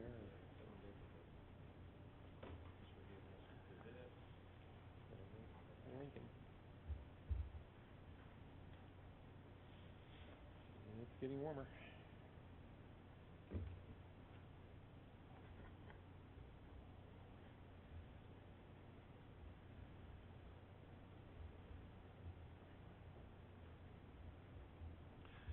I'll also introduce to you someone tonight I don't think you've met before. Ryan Holmes is with us tonight. Ryan Holmes is your certified energy manager from Train. What Ryan does for you, Ryan does a lot of the tours of your schools. He looks at all your utility bills. He compiles that information for you to produce these results that we're about to show you tonight. Ryan spends a lot of time going through your schools and working with your staff to show them some improvements they can make in the schools to even take these numbers and make them even better for you as well. So these slides you're about to see right now are all in your packet that you can see and, okay, not a problem, I can do that. So a couple things we can point out here, you can see the results of the schools as we go across here, but as you, let's see, I've got to use this, okay. So year 4 right now, if you look, yeah. Okay, that's trying to look over there and do this all at the same time. No, you're good. That's not working out too good there. Okay, we will make it work. So if you look on what you have in your packet, you'll see that for year 4 right now, so far to date, you are ahead of your guarantee that you have with Train by $48,553. So that's ahead over and above the guarantee of what you have with us. So the other one I want to point out to you also on the bottom line of this is since the inception of the program in September, the inception of this program, you are through September 30th of 2019, you're ahead of this program by almost $500,000, $457,795. So as you can see, this program is working out very well for you. A perspective for this is that you can say you've added a couple new schools, you've added on to some schools, and you're paying less for utility dollars today than you were 4 years ago overall. So you've added more than probably close to 500,000 square feet of schools, and you're spending less today than you were then. So that's how good this program's working out for you. Next, we want to go to this right here is the greenhouse gas effect, which is a pretty good schedule. When someone asks you what is Maury County Public Schools doing to help our environment, here's your answer. And you're doing, as you can see, a lot. And so the great impact on this source is from the EPA calculator from the United States government. So about 5 months ago, we had over in the United States, we had over 4 million students walk out of classes to protest climate change. Now, you may have your opinions of climate change, but remember, our students are of a different era. So students don't like paper today.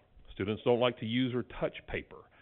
But now what we're going to be talking about in the near future with Dr. Marzak is something we can say is, okay, look, Maury County Public Schools is going to address this, and instead of students walking out for climate change, you're going to see an impact in your schools that they can be in the classroom doing something about it.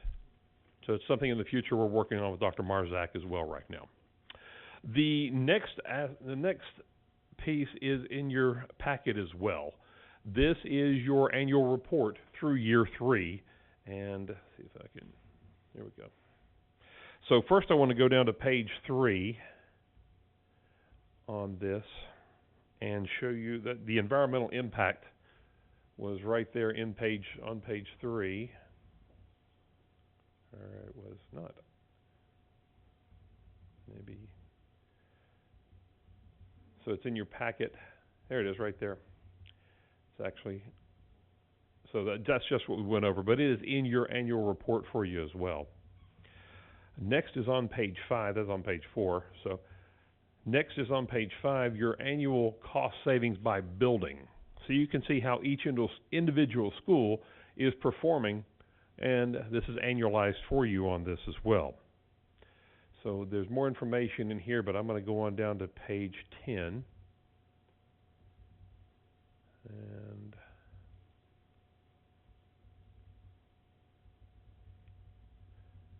this is your graph right here that shows you this is the end of the full year on where the savings were as well. And that's your energy savings year by year. And you can see through electrical, through water, through gas, you can see your electrical on that as well. So overall, you've got a great program going. Overall, you're a great reference for us, and we appreciate that. And the future looks very good for us as well, as these numbers are trending in the right direction. Ryan, you want to say anything about the numbers? Thank you. Appreciate the opportunity to be here. I got to update Eric about 3 weeks ago. We went over everything. It was probably an hour and a half of information that I just kind of had to throw at him. Sometimes I get asked what makes these projects successful, and my answer to that, especially in your case, is a few basics with one caveat. Yes, the project was well designed. It was well planned out. It was well installed. It's been implemented good. But also, in your case especially, we have very solid customer understanding and engagement. Eric and Dave and everybody I've interfaced with is doing an excellent job. We understand their pain points. They understand ours. And one of the major components of this is now we're able to have control of the school's HVAC systems. Instead of things running all day, every day, heating and cooling when it's not needed, we can now schedule that and set everything back appropriately. So we don't unnecessarily have classrooms being conditioned to, say, 73 degrees, the whole entire cooling season. So along with that, I do have full access to all of the control systems. However, I don't make any changes. I only make recommendations. The only time I will make a change is if I'm, directed by your guys to do so.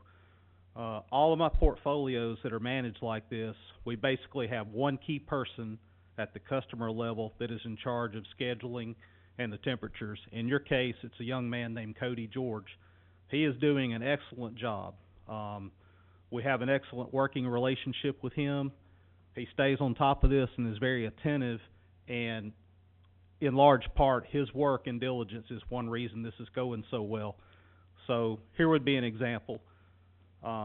We are, at a minimum, contractually required to go through each of these sites' controls in detail, looking at things like, what do your schedules look like? What are the temperatures? Are there things that are in a state of alarm that we need to let y'all know about? Are things in override mode that shouldn't be? Those are the four big things we look for. Now, in all my portfolios, I'm in there way more than 4 times a year. It's just my nature. I like to be on top of things. So let's say I go through the gym at, say, Cox Middle School. I might notice that, okay, it's occupied from 6:45 in the morning to, say, 9:30 at night, Monday through Friday. So I may send Cody an email or a text and say, hey, Cody, I've noticed this at this school. Do you have any opportunity to trim that back a little bit? And usually he'll come back with something like, well, hey, you're right, Wednesday through Friday I was able to cut it to 6 p.m., but Monday and Tuesday we have Cub Scout programs, so I got to hold the line there. So basically I'll make a recommendation and he'll implement something that is kind of a good point in the middle that preserves comfort but also saves energy. So like Randy said, the future is bright. If you look at the numbers, you guys are averaging being 6 figures above and beyond guarantee, so that's a lot of money that you could keep in your pockets for something else. Right now I don't have any further recommendations. It's going well. I'll continue to monitor it, and we look forward to good things. Thank you so much. That is good news. Thank you. Anything else? Yes. Good evening. I can't believe you guys, first off, thank you, Randy and Ryan, but I can't believe you didn't talk about the bigger number on that piece of paper. So, yeah, you're $457,000 ahead of guarantee, but you're $2.2 million in savings since inception of the program. That's, awesome. Anyways, hey, real briefly, Thank you all for allowing us tonight. Really, we're just kind of an infomercial. My name is Owen Nevada, for those of you who may or may not remember or know, and it's nice to see some of you again tonight. I wanted to touch on a couple of quick things. In your packet, actually, if we can go to the standard packet. In your packet, you should have two status reports from Train. One is the typical projects update list from John Tyne, our project manager. And so I just wanted to ask if anyone had any questions about his report. I think I can speak for him. Are there any questions about it? Hearing none. Okay. Secondly, I wanted to touch on something Randy briefly touched on it. And those of you that were at TSBA may have gotten a little bit of this. But your very own Dr. Marsack is a lightning rod in this initiative that's actually going through the state of Tennessee right now, and that's the whole initiative that's tying the NC3 accreditation lab, accreditation organization to curriculum within the Tennessee schools, both in higher ed and public K through 12. And what we're trying to do is we're trying to bridge the gap between TCAT and K through 12, well, really high school. The concept is, and I'm going to quote Dr. Marsack here, so we don't want to get bogged down with where we house the actual training center. The training centers can exist in a high school, they can exist at a TCAT, but we want to be able to train the kids by day and the adults by night. It's a really, really great program, and it's catching on like wildfire. We have a meeting and a proposal on December 19th. There's a proposal being put in front of Governor Lee to allow all 400 high schools in the state to become NC3 members, basically on the state's dime, which opens up a world of curriculum and a world of opportunity. And this is, for VOTEC training, because not all kids are going to get to go to college. And it's also a way for us to do early recruitment. So, anyways, just wanted to touch on that. Also wanted to just kind of keep in front of you guys all the development work that was done really at Stan Breeden's direction since September of last year. There are 4 sites that are completely developed for renovation. They were all part of the EMG analysis and all of the assessments and everything that had been done. We put them in this report prioritized. They've been prioritized by your own people and us in terms of where the need is the highest. Santa Fe being the school that needs the most help. Riverside, you all approved putting the chillers in, so you took a whack at that. And then Spring Hill Elementary and Mount Pleasant Elementary. But the other thing I wanted to bring to your attention is we did a 2-phase program back at Mount Pleasant Middle School, and I believe phase 1 was done in 2016. Phase 2 was supposed to be done in 2018. For whatever reasons, other priorities took over.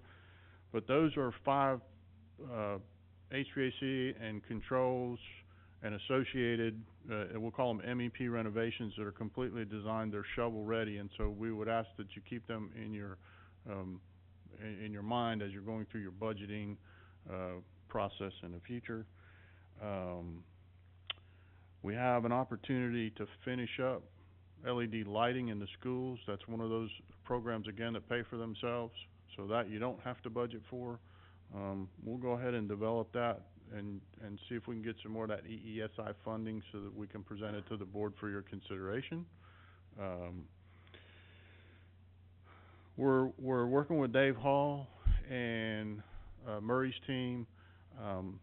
We're gonna be looking to move the control system that Ryan was speaking to you all about into the cloud, and using a front end called Train Tracer Ensemble, which allows people that are authorized to have a district level view from your cell phone. And, what that does is, like, the guys in maintenance, they get up 6 o'clock in the morning, whatever, they're coming to work, they can get a screenshot on their phone, and immediately they see any problem spots district-wide, as opposed to having to drill down to each school. It's a pretty neat, little platform. And the only other thing I wanted to talk about, which gets back to some of the stuff that Ryan and Randy were presenting, is that in really, let's say January of this year, we implemented a service called Data Point. Doug Laconan's team is involved, Stan Breeden and a whole bunch of folks in the school system have been involved, where essentially this service tracks all of the utility bills in the district, whether they're in the train program or not. Water, sewer, gas, electric, propane, you name it. It all goes in. Essentially, think of it this way. Your utility bills, instead of coming to Murray County Schools, they go to the cloud. The cloud does analytics on the bills to make sure that you're paying the right rate structure, that there's not a water leak at school such and such. In other words, they're being analyzed all the time.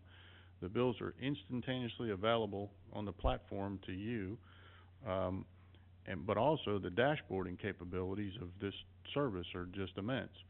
And so Ryan has been working with our team and with the Murray County Schools team to get everybody trained and up to speed so that at a glance you can see, visuals, dashboards that show the entire district. You can show the train portfolio. You can look at elementary school versus elementary school. You can do all sorts of things. It's a database, okay? We've implemented this program, and we did it at no cost to Murray County Schools. And the reason we did that was for 2 reasons.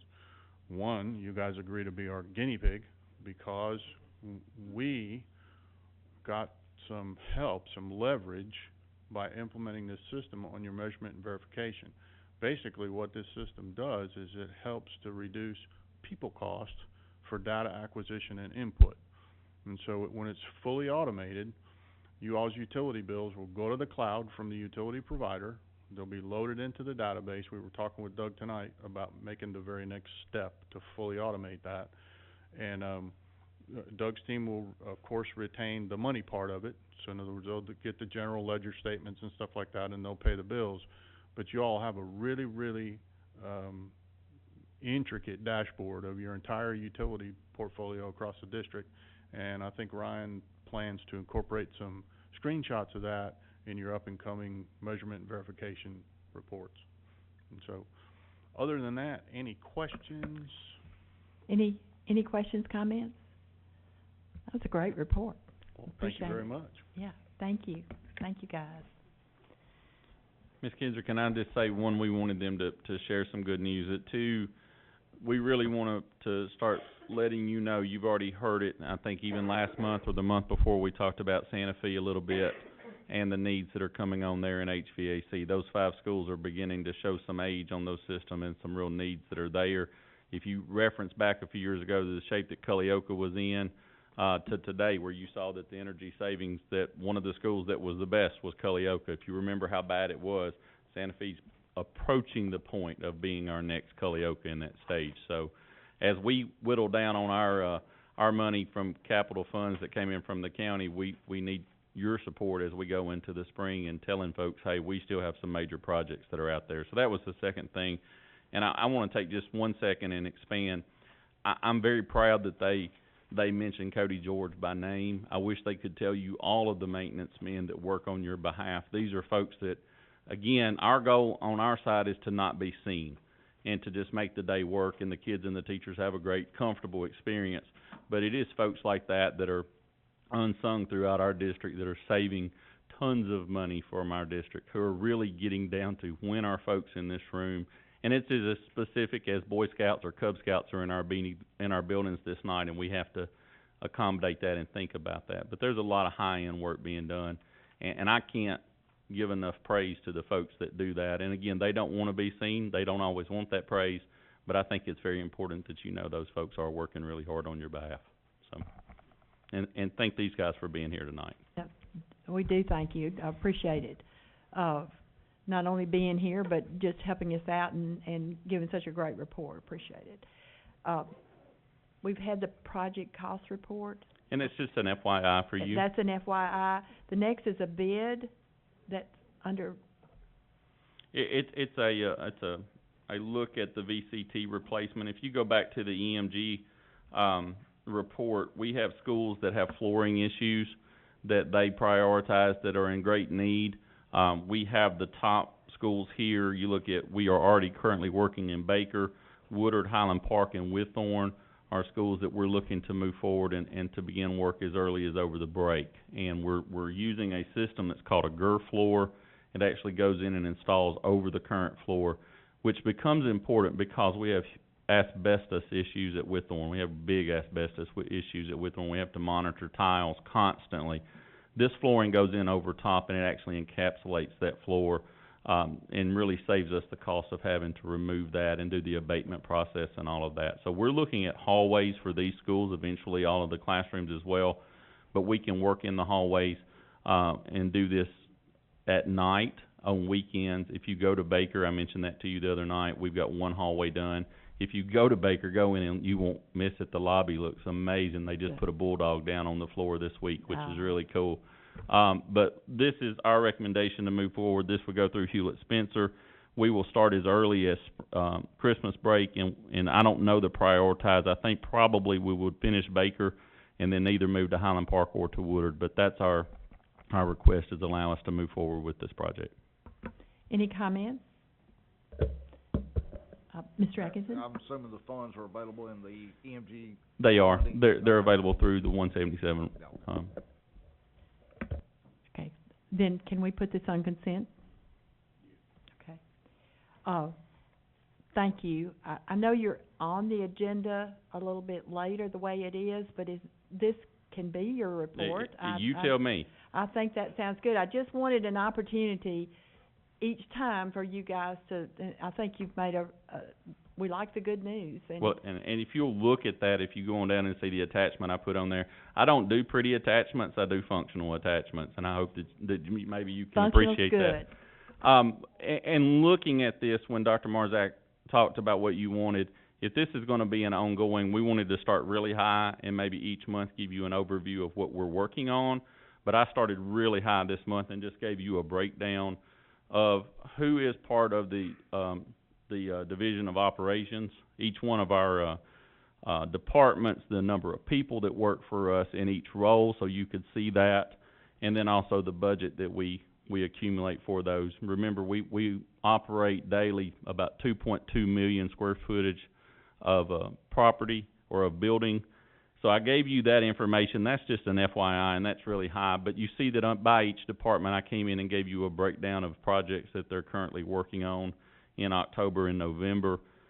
Those range from digging up sewer lines at Santa Fe and at Hampshire and completely redoing those, finding out that we built a greenhouse over a sewer line several years ago and having to work around how do we fix that. And then also going to folks in planning as we build 3 new greenhouses, we can't do this again.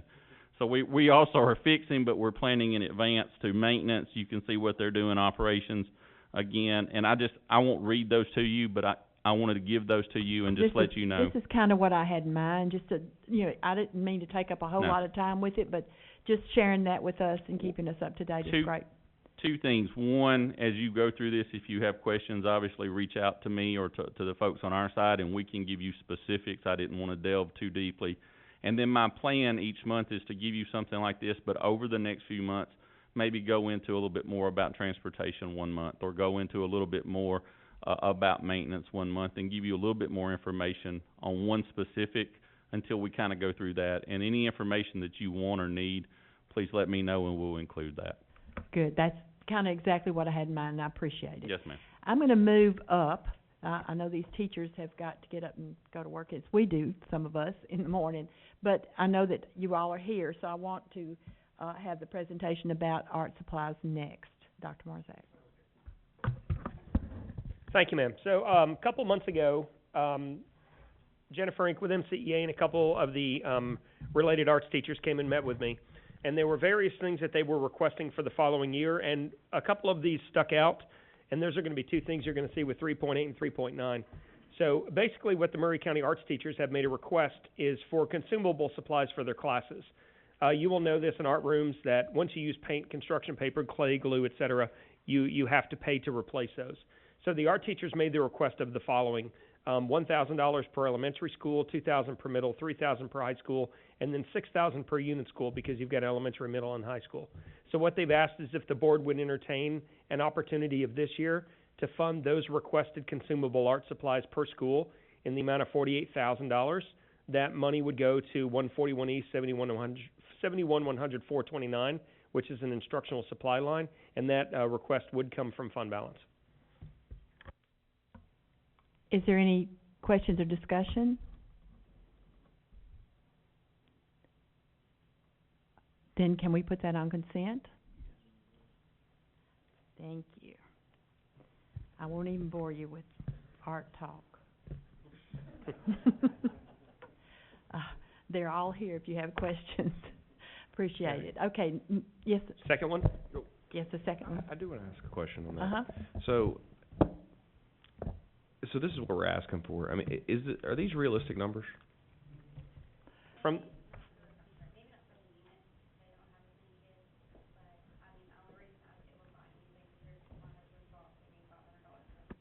Okay. I can only speak from experience. My budget that we did when I was at Central High School was we spent $20,000 in any given year. Some of that came from fees. Okay. Most of it came from fundraisers. Most of it came from good business practice and ordering and trying to get discounts. Not one penny came from Central. And I guess that's what I'm looking at. I mean, these numbers they seem low to me. They are low. Okay. They are low. That was the angle I was going for. Yeah. I was wondering, I was Okay. wanting to get any Yeah. answer there. And I'm not trying to shoot the number up higher. Part of what I've said for several years is I want us to start to get to a realistic budgetary system where we actually talk about the numbers it costs to operate the school system. And I ask that question because, again, not to just bump the numbers up to get them higher. If we're really spending a lot more than that, we need to talk about that. We need to talk about the fact that it really takes an elementary school $5,000 worth of supplies to operate in a given year. And I think that's important. And again, maybe that means it takes us a couple of years to get to that point where we figure out how to make that happen at all these schools. But I think it's very important that we as a board start to talk about the reality of what those costs are so that we really understand these things. Because, I mean, the reality, I don't know what it costs in supplies. It would be nice if we could start to get to a point where we really have a concrete number of what we really should be operating on in each one of these levels of schools so that we can talk about that. And then in budget season, we can include this in the annual budget where it should be. So I guess that's why I bring that up. Again, I don't know. That seems low, like $1,000 for elementary school seems really low. And I haven't purchased bulk art supplies ever, but it still seems like I could blow through $1,000 in about 6 seconds. Low. Yeah. So, but it's a start. Well, I agree, and Yeah. I like where this is going, but I would like, perhaps if I could throw something back at the teachers as we move through this year, as we really start to look at this, it can only help the board to really understand what it really costs, get those numbers to us in some way, well in advance of budget season, so that we can then start to include that in what we look at for the year's budget. Because I do want to give you guys what is needed, but I just don't know, and I don't think in the 5 years I've been how long I've been on here, I don't think we've ever really talked about it. Mm-hmm. And that's probably more concerning than anything else, that I just don't know. Mm-hmm. So, thank you. Well, and I think that my question piggybacks off of that. Why was this not in the budget for this year? Well, I know, and that puts the art teachers in an extremely difficult and unfortunate position. You know, I know we're always trying to cut and balance the budget, but $48,000 makes no difference when we're trying to balance the budget. This should have been in the budget this year. Whoever makes the budget, it needs to be in there next year at a more realistic number. I'm not going to vote against this no matter what comes up, but I do have problems taking it out of fund balance when it should have been in the budget this year. And that's a slight to these people out here who are doing the work and who are paying for it themselves. That's something like Mr. Moore said, that we've got to get ourselves straightened out to give them what they need. And that comes from the budgeting aspect. But may we put it on consent for this year? All right, thank you. Thank you guys for coming. You have one question. Huh? I do have one question, sorry. Okay, I'm sorry, Ms. Parker. I guess one issue that I do have is we don't have standardized schools as far as size. So when you look at 6,000 per unit school, 6,000 per unit school at Culleoka versus the other unit schools, that's pretty out of proportion. Same thing with the elementary schools. We have elementary schools that have, 300 and some that have, so I wish there was almost a per student, and I don't know that everybody that's in high school is actually in art class. But I imagine that y'all are correct, but you don't have to have art. Right. I'm just saying, I really want to, I think it'd be really helpful for us if we knew that this was, I know my kid goes to art class and loves it, every week. And I don't know that that's necessarily the same for middle school and high school. And again, we're just not standardized enough that I think that these numbers really translate into going as far as they really should for the students that are actually taking advantage of y'all's services, your teaching.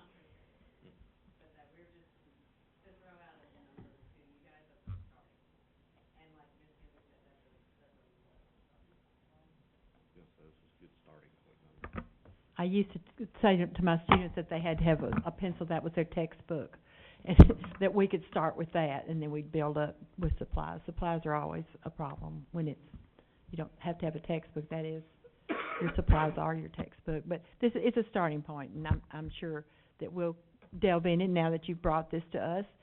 Art, music, all of those encompasses everybody in the school some way or another. You have, especially in unit schools, you have high school students, middle school, all of that. I have all of them. Okay. If Mr. I Moore. could just comment to that, and I think that's an excellent point on that. In approving this, I just want to be clear that what I'm approving would be the request for the total amount. I would hope that somehow you guys figure out the best way to distribute this, because it does seem to me, I would agree, just throwing $6,000 at a unit school. I would hope that whatever we can get for you guys can be appropriately distributed, if that makes more sense, because this seems, again, I understand you were just trying to get a number on paper, but that seems a little thrown together. If you guys could just take whatever we can get you and distribute it as seems appropriate once you get to that point, if that makes sense. So, again, when we do consent, we're not consenting that it has to be distributed this way, correct? All right, who would make that determination? Not me. Okay. I'm just saying the vote does not include the Understand. distribution, You're- only the request for the the vote will be funding. to spend $48,000 for art. Thank you. Okay. All right. Moving on. I just wanted to give them a chance to move that up as well. So we're ready for policies.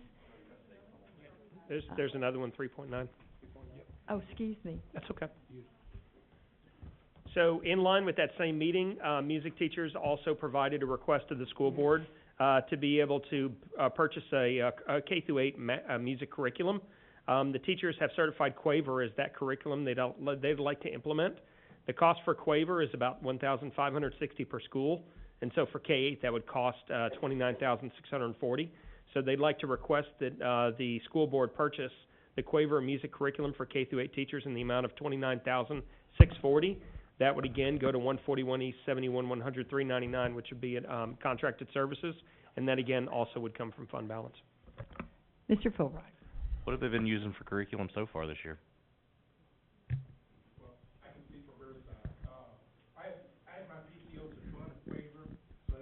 Ms. Kinzer, can we have people come up here, because if Yeah, we're sure. recording this, nobody can hear it. I've lost control anyway, That's okay, so. not a problem. Yeah. On Yeah, video, come on. they see us staring off, but they Yeah, won't be able to hear exactly. anything. Would you like to call somebody up? Yeah, let Mr. Holmes go ahead and... Oh, hey, Reggie. Hi, good, thanks. You're welcome. I can just say for Riverside, this is our first year, but we did purchase Quaver, and we got the funds from our PTO. It's roughly $1,600. Is this total amount that's being requested for, is that a yearly number, is that a half year? It's a yearly number. And it's for, the curriculum is actually a lot of its materials online, and it's for, kindergarten through fourth. So then really we'd only need approximately 15,000 if we're looking to do it for the rest of the school year, correct? I don't know what the prorated cost would be purchasing that. Oh, yeah, I guess this will be more of a district question. Yeah, and also too, there might be a discount since you're buying as a district, 'cause I just bought individual school license. So I asked that question of Ms. Ink to go back and have those kind of conversations. I think this is the district price when you purchase for all of your schools. I don't know if we can purchase for only half a year. Okay. So we would need to purchase for a whole year, and about this time we would determine whether or not that is a curriculum we want to continue with. We could add that to the budget if we needed to. Did you say this is coming out of fund balance? That would be the recommendation, yes. And it wasn't in this year's budget? Is there any reason for that? This was. Yeah. Yeah, this was presented 2 months ago at the meeting that I had with MCEA and the arts teachers. All right, thank you. What are your wishes, Mr. Moore? So is the intention then, if we're going to buy a unified software or a curriculum, that every music teacher in the district is going to use this? Because I guess that's a concern we've heard in the past, is that we buy it for every school or for every, and then all of a sudden we find out a year later or 2 years later that, you know, some schools use it and they love it, but other teachers have decided they just don't want to use it. And while that's, I mean, the problem I have is not that telling the teacher they have to use it, is that we've now paid for something that we're not using. And that's where I kind of, so is this going to be, as a district, are we moving the direction where this would be the curriculum we use for every single music teacher in the entire district? If going back to our meeting, Ms. Ink, correct me if I'm wrong, this was a request from the music teachers to purchase this curriculum.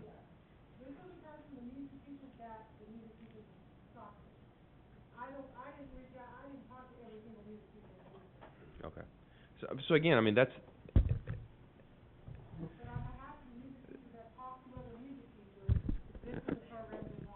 So to clarify that, what she is saying that on the whole, the music teachers have requested this, and so again, I guess this may be for you, Dr. Marzak, then, and I think this is what we keep coming up to year after year as we talk about software in any instance or any other kind of curriculum, is buying something that we don't actually use, and that's just the struggle I have. Is the district pushing this, or are we giving it out to the teachers because we're buying it and then it's use it if you want to, and if you don't, I mean, what's the district direction going to be on this? So the district direction is the board has purchased this music curriculum for you to use in your music classrooms. Basically, you would use it as you see fit. You now have a unified curriculum in which to deliver music lessons in your classroom. It's kind of the same way with textbooks. We can divvy them out.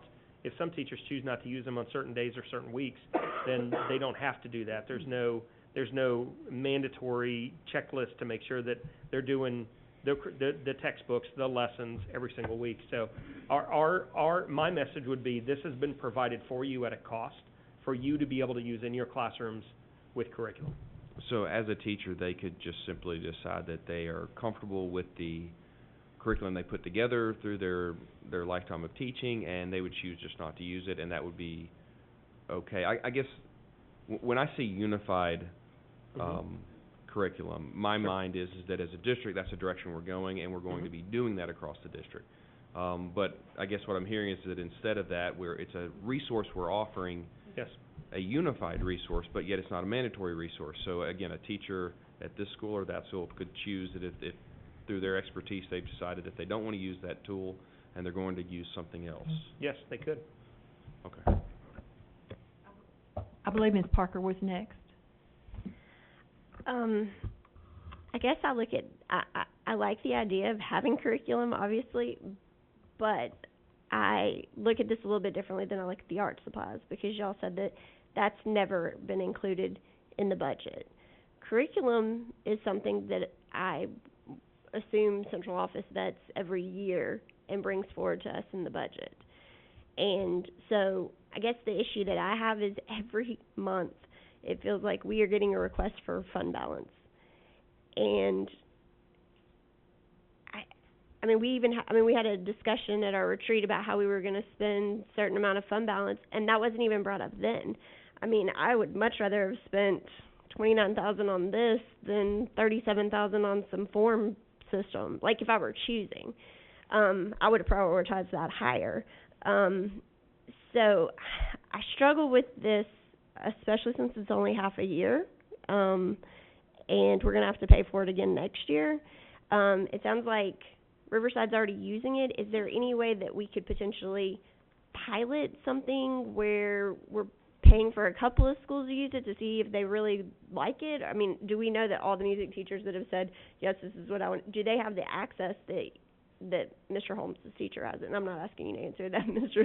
Holmes, because I know you probably don't have that answer, but I just think I worry about, like Mr. Moore, that we're going to get into a situation where we're going to spend almost $30,000 worth of taxpayer money on something that's only going to get used half the year, and we don't even know that's going to get used by all the teachers.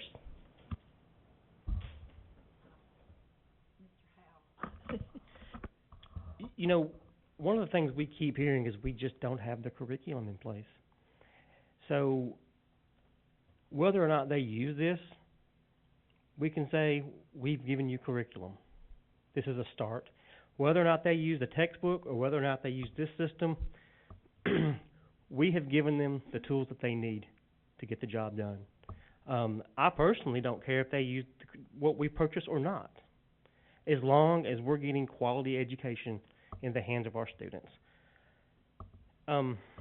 There are some, like I said, there will be some that use it. There may not be. We can't make them all use this. They're teachers. We pay them to teach. We can just give them the tools that they need. And honestly, it's a small cost to get curriculum in the hands of K through 8. Should this be included every year? Yes, absolutely. This shouldn't be something that should be coming up mid-year. This should have been something that we talked about last March in our budget. But I'm kind of tired of hearing we don't have curriculum. So let's get curriculum. Let's get this into the teachers' hands so they can get it into the teachers' or students' hands. A very short question. I'm sorry, just a very short question. Do y'all plan your year out a year at a time, or do you do it week by week?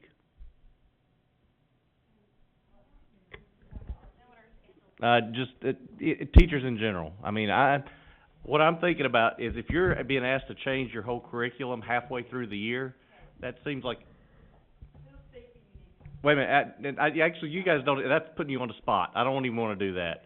But what I'm saying is, I mean, when I went through all my education classes, we looked at a year at a time. This is what we want to be at the end of the year. And then to have a curriculum change halfway through, you have to almost redo everything that you've planned. So I think this is a great tool to have. Face it, we can talk about them not having curriculum, but we didn't give them the curriculum at the beginning of the year. I don't know that giving it to them halfway through the year is going to really be a big benefit. But I do think we need to get it in the budget for next year.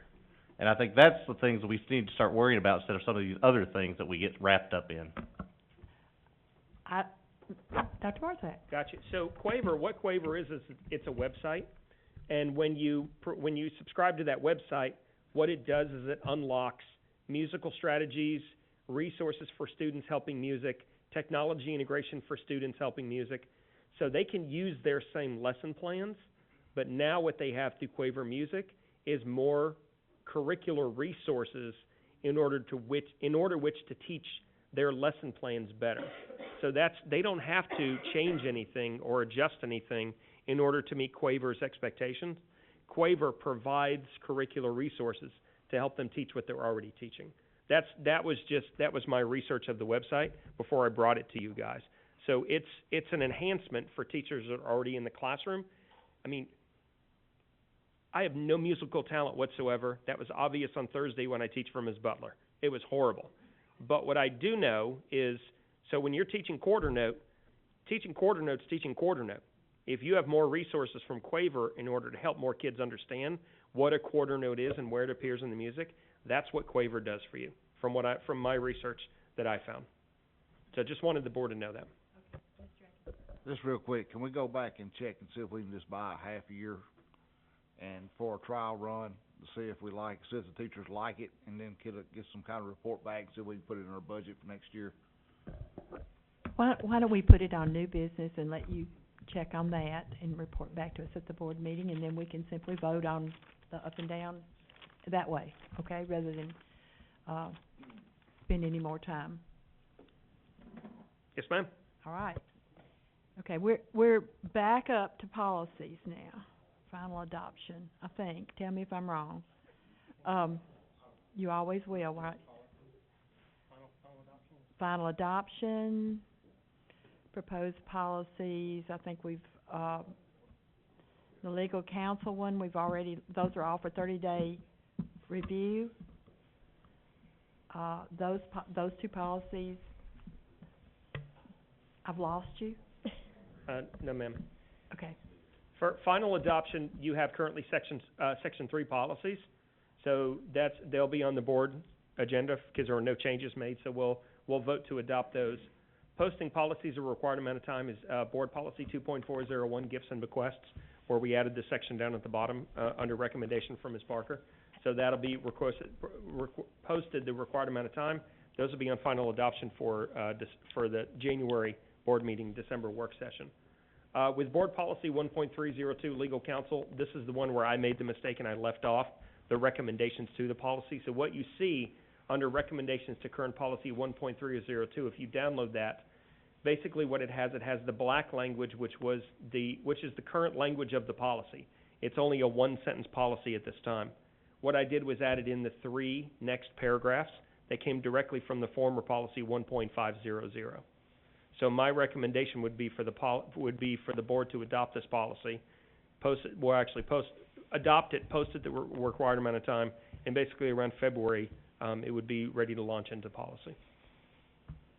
Okay, let me just tell you this, the financial management actually, passed a policy on gifts even prior to it's been posted, so it's just a matter of us. Okay. They have already done that to agree with what we're proposing. So going back here, the final adoption, that can't be consent, that needs to be. That needs to be voted on, yes, ma'am. Yes, and, but the, policy on the request for changes, that one could we put that one on consent? Which one, ma'am? Post the policies, required amount of time. Yes, that can be consent, that's fine.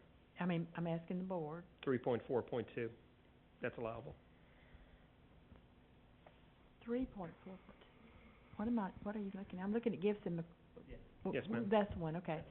All right, and then the one on legal counsel, is that something we would need to discuss, or have we already discussed it? I think Ms. Parker.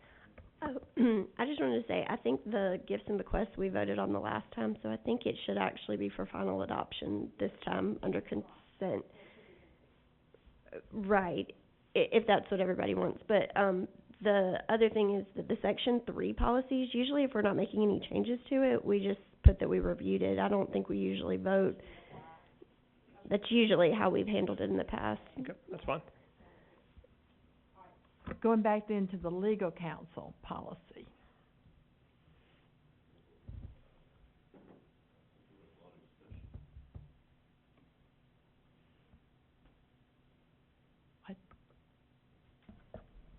Okay, so I'm reading what we've got put together here. We had I can't remember what happened a month ago. We had asked that we include both of these. I think if we're going by this here, it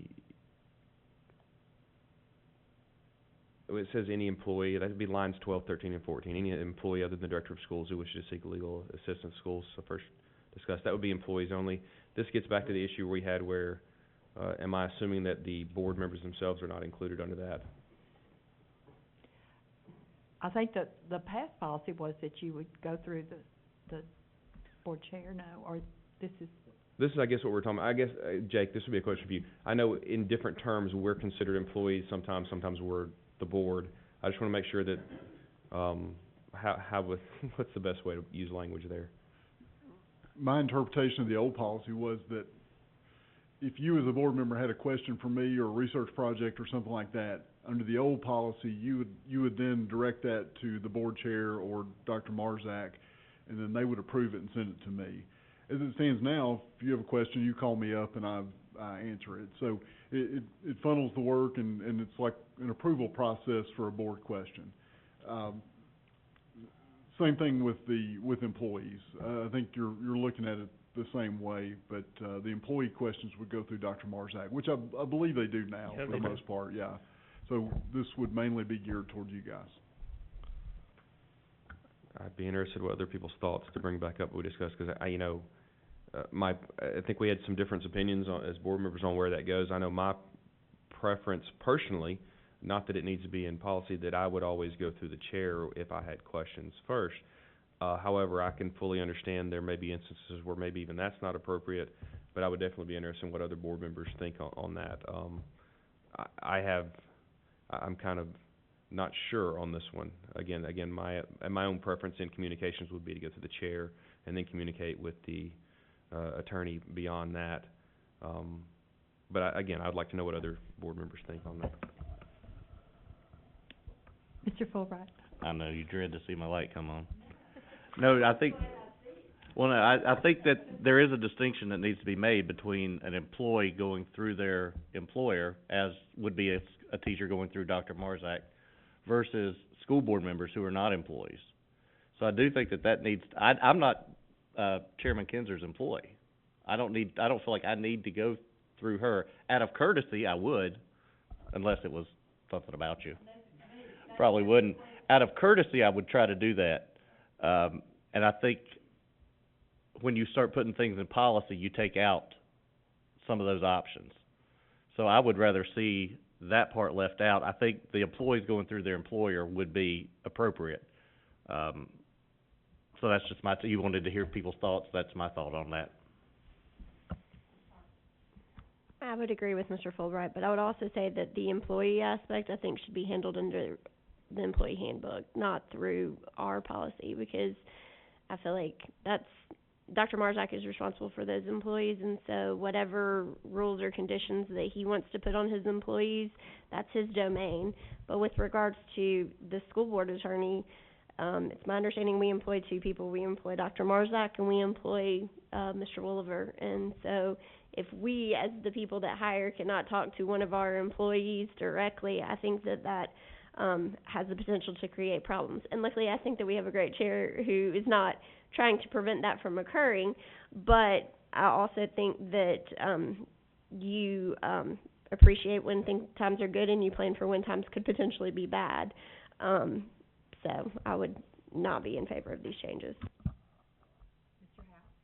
I agree with Mr. Fulbright and Ms. Parker. I think that if we need to go directly to our attorney, I believe we should have the ability to do that, for various reasons, but I agree with both of them. What?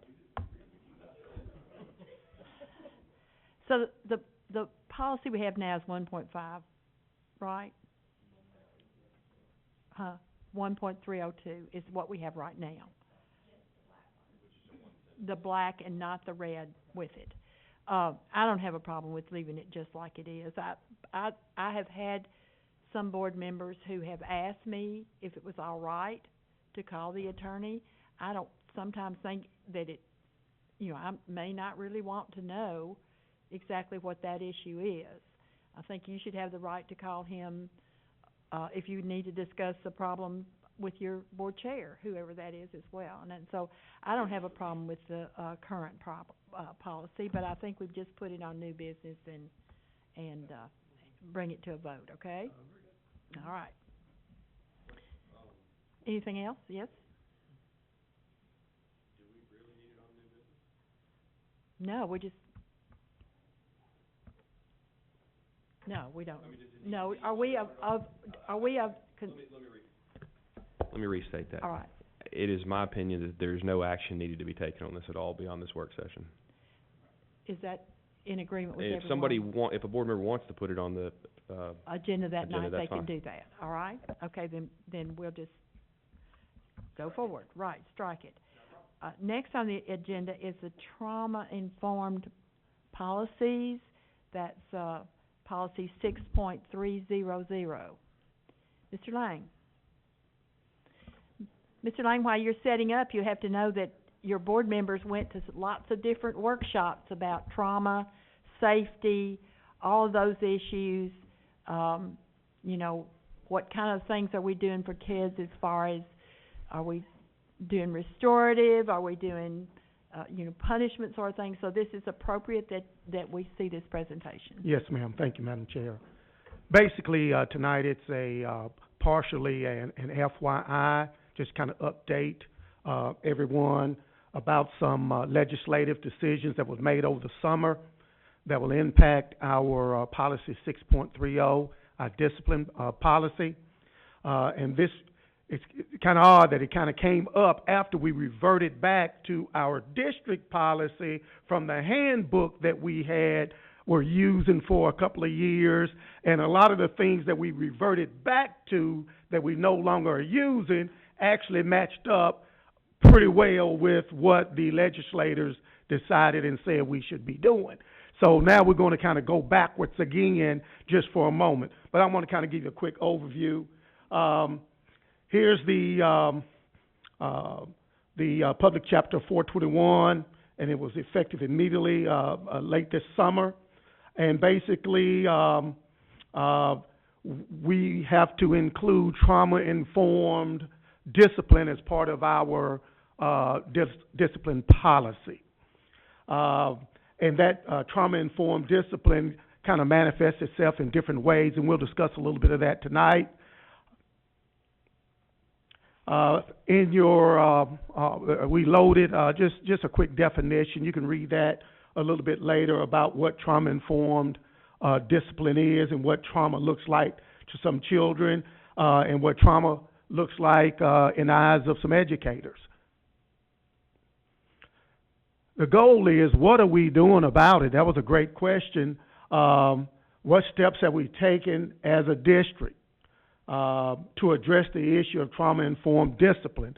And remember, this was passed this summer, and we must take action.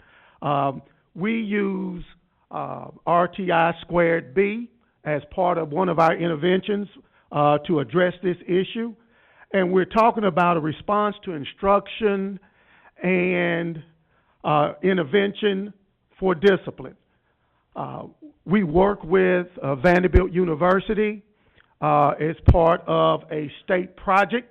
It costs us absolutely $0. This is basically, I believe, our fourth year working with Vanderbilt University and our district with our MOU, working with them to move our schools and train our staffs to deal with trauma-informed discipline. This is a multi-tiered intervention, so it meets the standard of what the state says we should be doing, and we're really kind of on the cutting edge. If you get a moment, there's a video that kind of gives you an overview, and you will see one of our former colleagues in the video. And matter of fact, our new supervisor of counseling and mental health from a different position. I didn't know she was in it until I researched the video that she's in it as well. So we've got some buy-in on that end already. These are the schools, and it should be on your, it was loaded. These are the levels. There are three levels, three-tier levels in RTIB, squared B. And you can see here the schools, their levels, the trainings that they have coming up. Tell me what page that is. 6, okay. Okay. And it'll tell you the trainings that they have coming up, and there's a commitment to this. Each school has a team that directs this. There's a district leadership team that's made up of district staff and also assistant principals at some other schools, and we meet pretty much monthly to look at data and help them make informed decisions.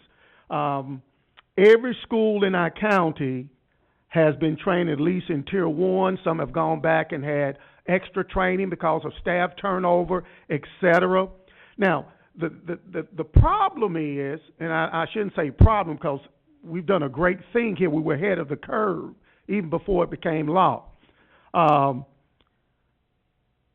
lot of what our district policy 6.30, a lot of things that we're doing, actively doing, doesn't match the policy. And at times we revert back to policy and not focus on the process. So this gives us an opportunity to match the process with policy now, because everything goes back to policy.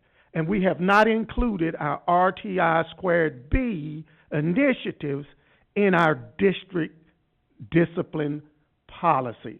But now that's about to change because we must. There's another legislative adoption that took place, and there's some benefits. It's also called alternative school attendance. This was another legislative update that took place this summer. And the most important part that it says districts must provide, this is the second bullet, must provide an alternative school or alternative program for suspended or expelled students in grades 7 through 12. We can do the best we can with 1 through 6, but we must for 7, 12. Now, it's kind of odd. We do a better job providing school and instruction to expel students than we do for a kid that's suspended for a couple of days. So if you expel, we give you more opportunity because we got a place for you to go. That's what we've been doing. But if you were suspended for 3 days, you just go home and you don't get any instruction. So now we have to provide an alternative setting. So this is more of an FYI about the impact of exclusionary discipline. You know, it really just doesn't change school climate. There's no research that we can find that says you exclude children. Actually, at times, you make the climate worse. So we have to look at our policies 6.30, and we need to update it with these 2 legislative updates. And we need to make sure that we have a mesh point where we're providing the right structure for students, the proper consequences. For example, a kid can have their 4th defiance of authority. And our policy says suspend and refer to DHA. If it's a nonviolent thing, we can still use, and this is part of what we're working towards, and we're going to update and give you recommendations to look at the next a work session. But if it's a nonviolent, why can't that kid go to in-school alternative school? In-school alternative, instead of being suspended and referred. Stay there until we have a date set up for you at the DHA hearing. So that's what the alternative school setting. If it's something where you're fighting or whatnot, we have to use the alternative school. Give them an opportunity to bring their students there and then go back to their regular campus. So we have to look at it holistically and make sure that our policy matches the mandates that we have been assigned to do.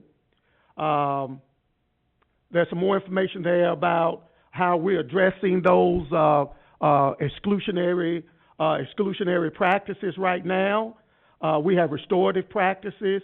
We're implementing something now called informal hearings, where we try to be proactive before it gets to a DHA. Some schools are still using Saturday school or after-school settings where available instead of suspensions, especially for non-violent incidents. We have a lot of suspend and refer language in many of our policies that do not match what the legislative update said we should be doing now. So we will be making a recommendation. So we have to take trauma-informed discipline, the alternative school attendance, by giving them another place to go to school, even if it's to wait for a hearing, because our policy, you might not realize this, if a student is suspended and referred, we have up to 10 days in our policy to have that hearing. For a student on 4 defiances, which is, judgmental of what that is, it's different for different people, that student could be out of school for 10 days for a nonviolent issue that they could have been in in-school suspension for until the parent was available to come to that hearing. So we have to just retool some things. We still want to hold kids accountable. We want them to understand expectation. But we also need to make sure that we put in practice the things that the state says we have to put in practice. Next steps, we have a meeting scheduled on the 21st, and we have another one on the 25th with some stakeholders so that we will finish updating policy 6.30, and we will bring those recommendations to you at the next work session. Any questions? Mr. Atkinson? Just a quick question. It says down here, Department of Education is working on definitions for alternative schools or alternative programs. What is the definition? Have they provided a definition for alternative programs yet? Yes, we match that. It's basically they were just getting some guidance information, especially for school districts that did not have alternative schools. And that's why the law will allow you to partner with another school district if you didn't have one to kind of do it together. So they did give some guidance to that. And the extra document, the other document that you have, is the sample 6.30 that the state sent out, and we will be using that and combining it with ours to work and give the recommendation of where we are. What I was asking about is alternative programs. I understand about the working two districts together Yes. to provide a school, but it says alternative programs. That's kind of something separate, I'm thinking. Well, alternative program is just any type of alternative setting. So they did give definitions for that. There are some, yes. There's one here that I want to bring to your attention, if you don't mind. And I want to make sure you get an opportunity to look at this. It's called virtual alternative setting. Kind of answers your question. This is something that we've added, our school district has added to our EduPoint option. We're going to be training our administrators. Teachers already use blended learning in classes. So instead of suspending and using the code suspension, and that's a good question, part of the definition is giving students an opportunity to still continue their instruction and their learning.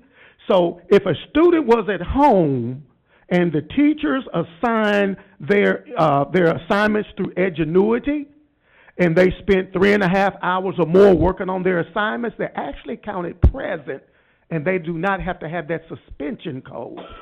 So when we start talking about how we do discipline in our county, we're also talking about the disproportionality figures that are out there, the numbers. So this will give us an opportunity to use some creative ways to have a different setting for a student. And for those who parents really want them to have an environment where they have hands-on instruction, they can bring them to the alternative school. And we've been working with Ms. Dawson to have some opportunity for those students to have a place to be and do their work. Okay, Mr. Lang. Yes, ma'am. I do see Ms. Parker's light, but I'm going to turn my light on and comment on me. My question, and once again, attended a couple of workshops that were about alternative school, about mental health, about safety, all of that encompassing. And the words restorative and punitive were what I heard in more than one. One particular system did away with APs in order to have mental health professionals in elementary schools because of what we're seeing in the early years with that.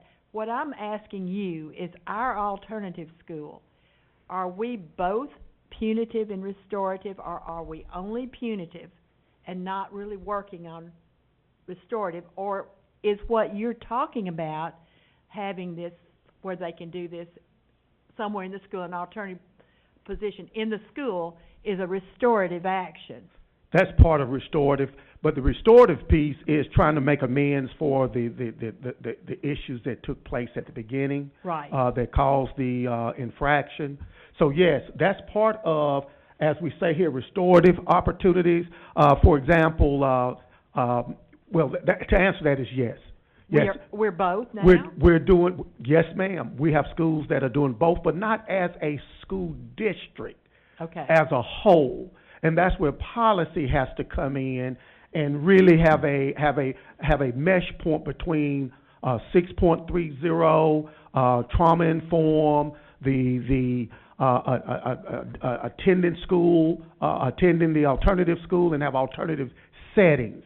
All of that has to come into play. Right now we have go to ISAS or be suspended.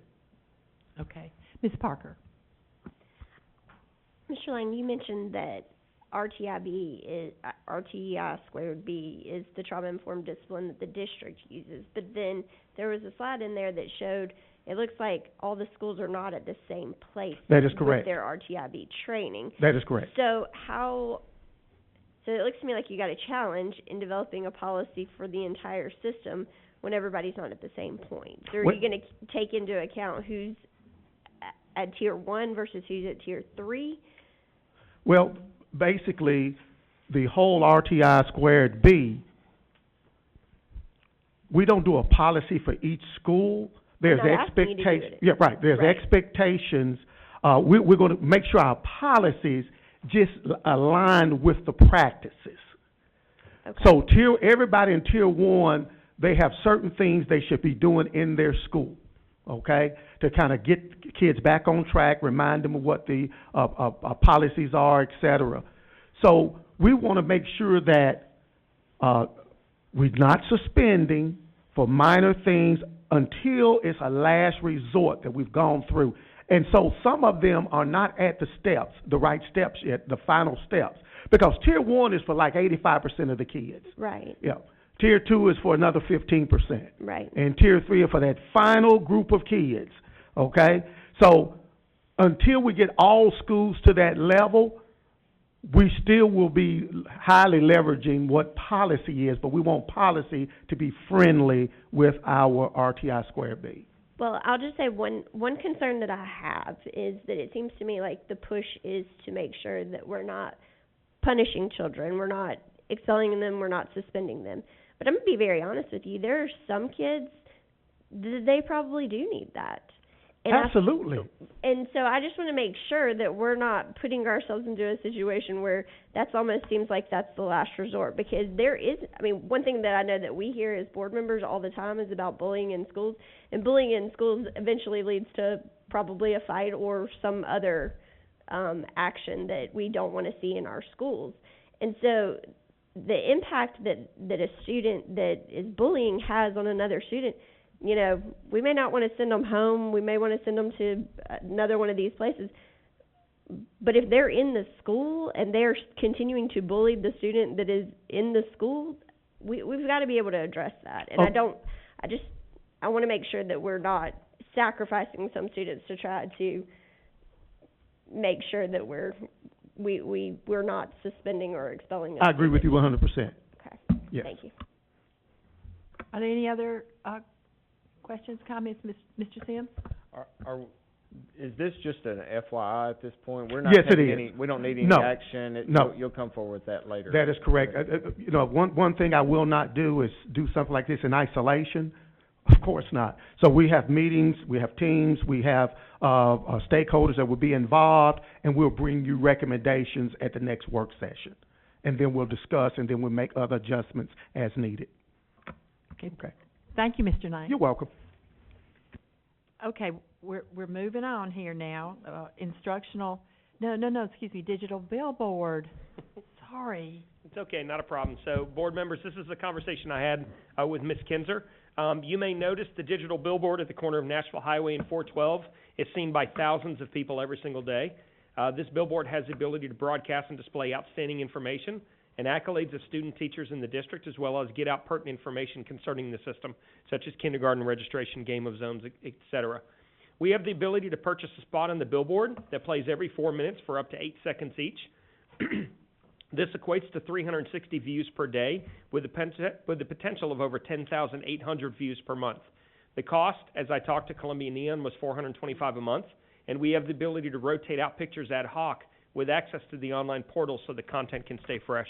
So basically, when you look at 360 views per day, you can have up to 360 different pictures every single day. You can have one picture, you can have 10 pictures, you can have 50 pictures, and it'll rotate out every 50 times. So I think this would be good for us to get content out to the district, or content out to the community, as people sit there at the stoplight and they watch that billboard every single day. So in conversation with Ms. Kinzer, that's one of the recommendations I'd like to bring to the board, is to purchase that space for 1 year just to see how it goes. Where's these funds coming out of?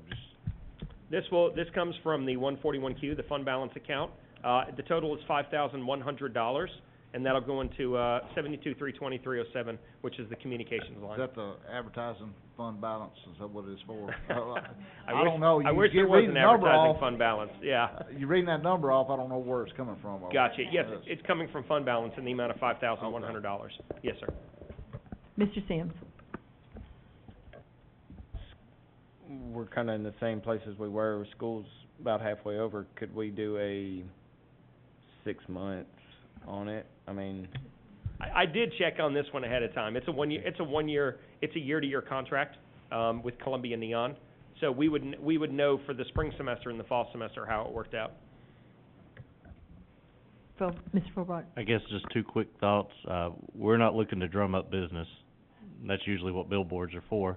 And that's also art supplies for 5 elementary schools.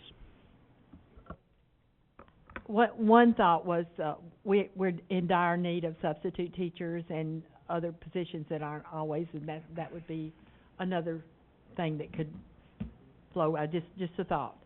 Ms. Parker. I really hate to take taxpayer money and then use it for a billboard. I'm fundamentally opposed to that. Okay, so are all of us fundamentally opposed to that? It was worth looking into, though, wasn't it? Sure. Okay. Donate honorariums that they may have received for it. I think that would be something that we could do. That, or what do we do with the money from the buses that where does that money go for advertising for buses? That money goes into a revenue generating account. I'd have to check with Mr. Laconin to see where we are on that. Seem advertising for advertising. Huh? You know. Well, that we also use that money to build into the overall budget. So that money is budgeted to build into our final budget of $103 million. So that money's should have already been accounted for. Okay. Mr. Atkinson? Well, that's kind of where my thoughts was at, advertising for advertisement. I like the idea, and it probably could get us some potential teachers or something like that, but yeah, I hate to spend taxpayer money for that. It's a great idea, though. I'd say just put it out there and we can vote on it. I mean, most of us probably gonna vote no anyway, but but we can put it out there for a vote. So is that consent, Ms. Kinzer? Is that where no, that's it's going? not consent. It's not consent. We will put it on new business then. Okay, now we're moving into, see, Nathan, when you're not here, we really miss you. That's right. I know. Next is a bid. Let me slide down here and make sure I'm talking about the right things here. Instructional low bids, no, nothing there. Title I stars.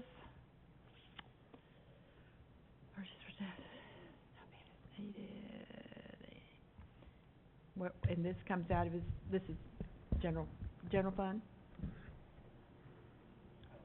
This is out of Title I fund, so is that, can we make that consent? Okay. Purchase of professional development for Howell through Title I. Yep, it's federal again. And it's also Title I, so we'll make that consent. We've had the operations update, operations low bids, nothing there. October Educational Research Conference, that's Dr. Marzak's presentation. It would take about 45 minutes. Would you like to just let him attach it to FYI? Or do you want to have it right now? Well, there's really only one recommendation in there, and I've already talked to Ms. Stanton and Mr. Pointer about it. And it's with a company called 360 Hoops. And so they basically have created a basketball goal that's three-sided now instead of one-sided, so students can play a 360-degree game of basketball. So we're looking at maybe with some coordinated school health funds, maybe purchasing a couple of those for some of our schools and see how it goes. Okay. That's the only one. That sounds great. Okay, good to know. Will we have a vote on that recommendation? Yes, yeah, you will. If it comes, if we get those grant funds, yes. It won't be on this meeting? No, ma'am, no. It's down the road, okay. Eventually, yes, sir. All right, I think, substitute teachers is on there. We certainly had this discussion about being able to assign, but let's do talk about that because that does seem to be an issue. Yeah, no. I'm just saying, welcome to the board table. Yeah, he's been here for work sessions and all, and now we have formally brought you up to the table. That's pretty significant. I know. Is this thing working? You're on. Okay, I'm on, okay. Well, Dr. Marzak wanted me to talk a little bit about, some of the challenges we have, in HR. And one of the emerging challenges we have are substitutes. I don't know if the board understands how far in the weeds we are with substitutes. Let me give you some statistics. Currently, we have 200 active substitute teachers. And that seems like a lot on the surface, but those subs normally only work 1 day or 2 days a week. We also have 33 substitutes that are licensed teachers, and those are normally retired teachers that come back and work as subs. And we have 21 permanent subs that work 4 days a week for a specific school. Our subs make, if you're a licensed teacher, and that's usually a retired sub, they make $80 a day. Our regular subs make $66 a day, and those who sub as an educational assistant make $58 a day. Now, I asked one of my staff people to tell me, how many vacancies did we have on this past Friday? We had 55 subs that were working, but we had 61 jobs that were open. So that means 61 people were absent, and there was no coverage. Monday, November 11th, last Monday, we had 44 subs working, but we had 57 jobs unfilled. So just kind of in the HR world in general, people unexpectedly take off on what day? Friday. They want that 3-day weekend, or they'll unexpectedly take off on Monday. So that's when you see your highest rate of absenteeism. Now, with the rate of money that we're paying our regular subs, and I'm not here to ask for money, but I just want to kind of give you a reality check. If subs worked at the rate of $66 a day for 4 days, because if they go into the 5th day, now you're talking about benefits. They would make $264. You can be on unemployment and make $249. So, we're not really the money is not really incentivizing people to come up and be subs. Now, one of the things that other districts who have challenges like this are doing is they're going after parents to see if we can get parents to become subs. And so we're going to be doing a lot of that. We're going to be doing a lot of social media outreach on Facebook, Twitter, all the other social media platforms that we have at our disposal to try to get parents to come and be subs. And we'll also try to get principals to get involved with recruiting your parents to try to be subs, at least particularly like on a Friday. Once upon a time we used to have this thing of, take your kids to work. I think we're now at the point of take your parents to school. So that's going to be one of our campaigns. Don't be surprised if you don't see a campaign, take your parents to school, particularly on a Friday. That's really all I had to do to report as I become more aware of more pressing HR challenges. I'll come to the board and share those things with you. This is day 29 for me. We kind of have a joke in the office, like, what day is it for Scott? So this is day 29 for me, and I'll take any questions if you have any right now. I would hope as we go through the budget process that maybe you can give us some idea of what you think might be a better incentive as far as I don't think I don't see how. I know we've got a crisis in subs because we're not able to get them. We're not paying enough. So hopefully going forward we can look at that. There will be some ideas that I'll have. One is a telemedicine. There are a lot of insurance companies out there now that do telemedicine, and what telemedicine is something like $10 a month. And maybe if subs work, if we get a sub and they commit to so many hours, maybe they're eligible for something like telemedicine. So I'll be bringing that up at budget time. Well, that's thinking outside the box. I appreciate that. Okay. Okay. Very good. I see lights. I don't know who went first. Oh, my goodness. Really? Ms. Oh, Parker. okay, sorry. Can you give us an update on how the long-term sub program is working out for us this year? Because that was our first year doing that. I'm not aware of that. I'll have to get more grounded on the long-term sub. I just see what is coming up, as I ask the staff. But I'll make a point to get grounded in that and give you a report back at the next meeting. Dr. Marzak, I know that was something that we added in. Do you know how that's been working? As we've talked about in executive a couple times, as far as I know, they're working every single day, because you've seen some of the sub positions we've had out. Mm-hmm. And the beauty of it is it doesn't have to be filled because that person's right there, so we fill it right on site. But we'll prepare a more detailed report. From what I understand, it's working well.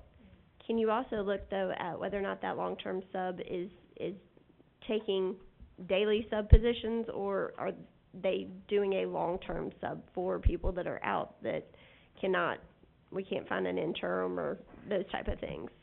Because I think if that's the case, that kind of defeats the whole purpose of us having a sub available for the entire school if they're automatically getting plugged in. And the other thing is, can you also look into pay?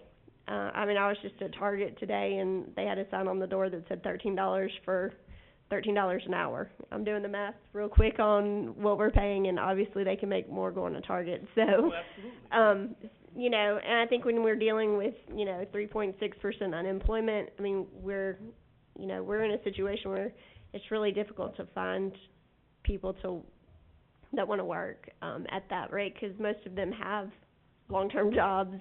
Because if you want to work, you hopefully can have that opportunity now. So I do think that if we can figure out what a good price point would be for us for subs, so that we can try and deal with this issue. Because I will say, I had a teacher that told me that last week she teaches in one of our schools, and she filled in for a teacher every single day during her planning period. So she said, when I'm working 7:30 to 3:30 and I have a 10-15-minute lunch, she's like, some days I don't even have time to go to the bathroom. Yep. And I think that's kind of unreasonable for us to do that to our teachers. Mr. Howell. So, kind of talking to what you're talking about, I have talked to several administrators in several schools, and they do feel a little frustration with the way we're doing subs. The permanent subs are working out in the fact that they are working, they're full-time. But when you have 7 teachers out and you're guaranteed 2, that leaves a deficit. That leaves 5 more that we're trying to scramble to plug a hole, And luckily we do have dedicated teachers who are willing to take those breaks and work those breaks to make it work. But long term, that's just not an effective strategy. And it's funny because this morning, my youngest son, we were listening to the radio on the way to school, and they were talking about a shortage of substitute teachers in Williamson County, and how they'll be discussing that in their board, I believe, tonight. So, we may look to figuring out different things, different strategies, offering bonuses. If you work 50 days in our system as a sub, you get $200 bonus or something, just to incentivize them staying with us and working long term. Because in essence, we really want long term subs. We obviously have the vacancies to fill for subs. So, thank you. Well, thank you. I do think we're going to have to think outside the box, be competitive, but we do have a problem. Substitutes are a problem. And at the workforce thing, it said our unemployment was 2.3%. That's unbelievable. So it is hard to find people to work anywhere. And certainly you can't make a living wage from being a substitute. Don't think anybody would be trying to. But anyway, thank you so much for updating us on that as well. I know we've come to the end, but I have a couple of announcements. So I need money.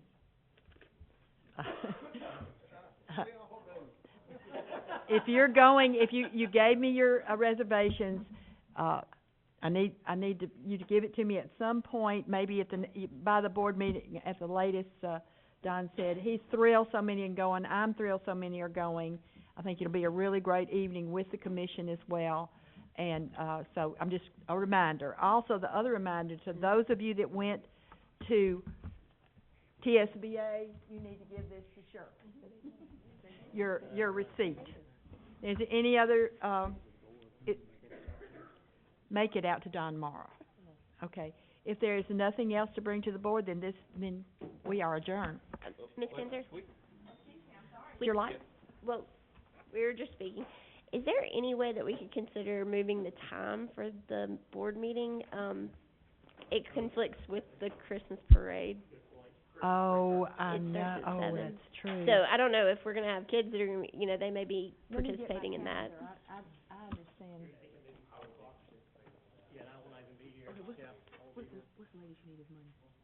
Oh, by the board meeting. Okay. Yeah. What,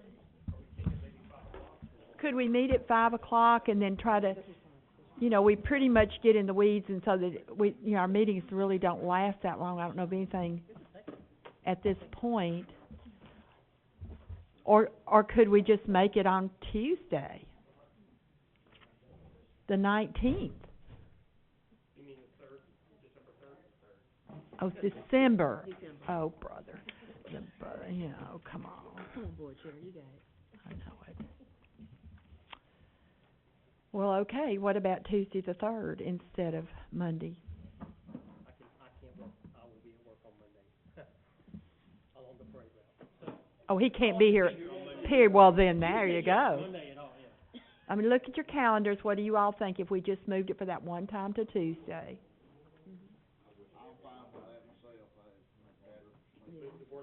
Did you say, okay, everybody okay? Well, let's do that, and we can, is that okay with you? Okay. Yeah. No. Hush. No. Miss Daisy's gonna do that. Hush. No, I am too. I'll just tear it up. Are you kidding? As much as you've taken me everywhere under the sun. Well, you can do that. He probably said, bring me the money. Let me do that, please. Please let me do that. We're adjourned, correct, is that fair? I'm gonna give you a date by Please say we're adjourned.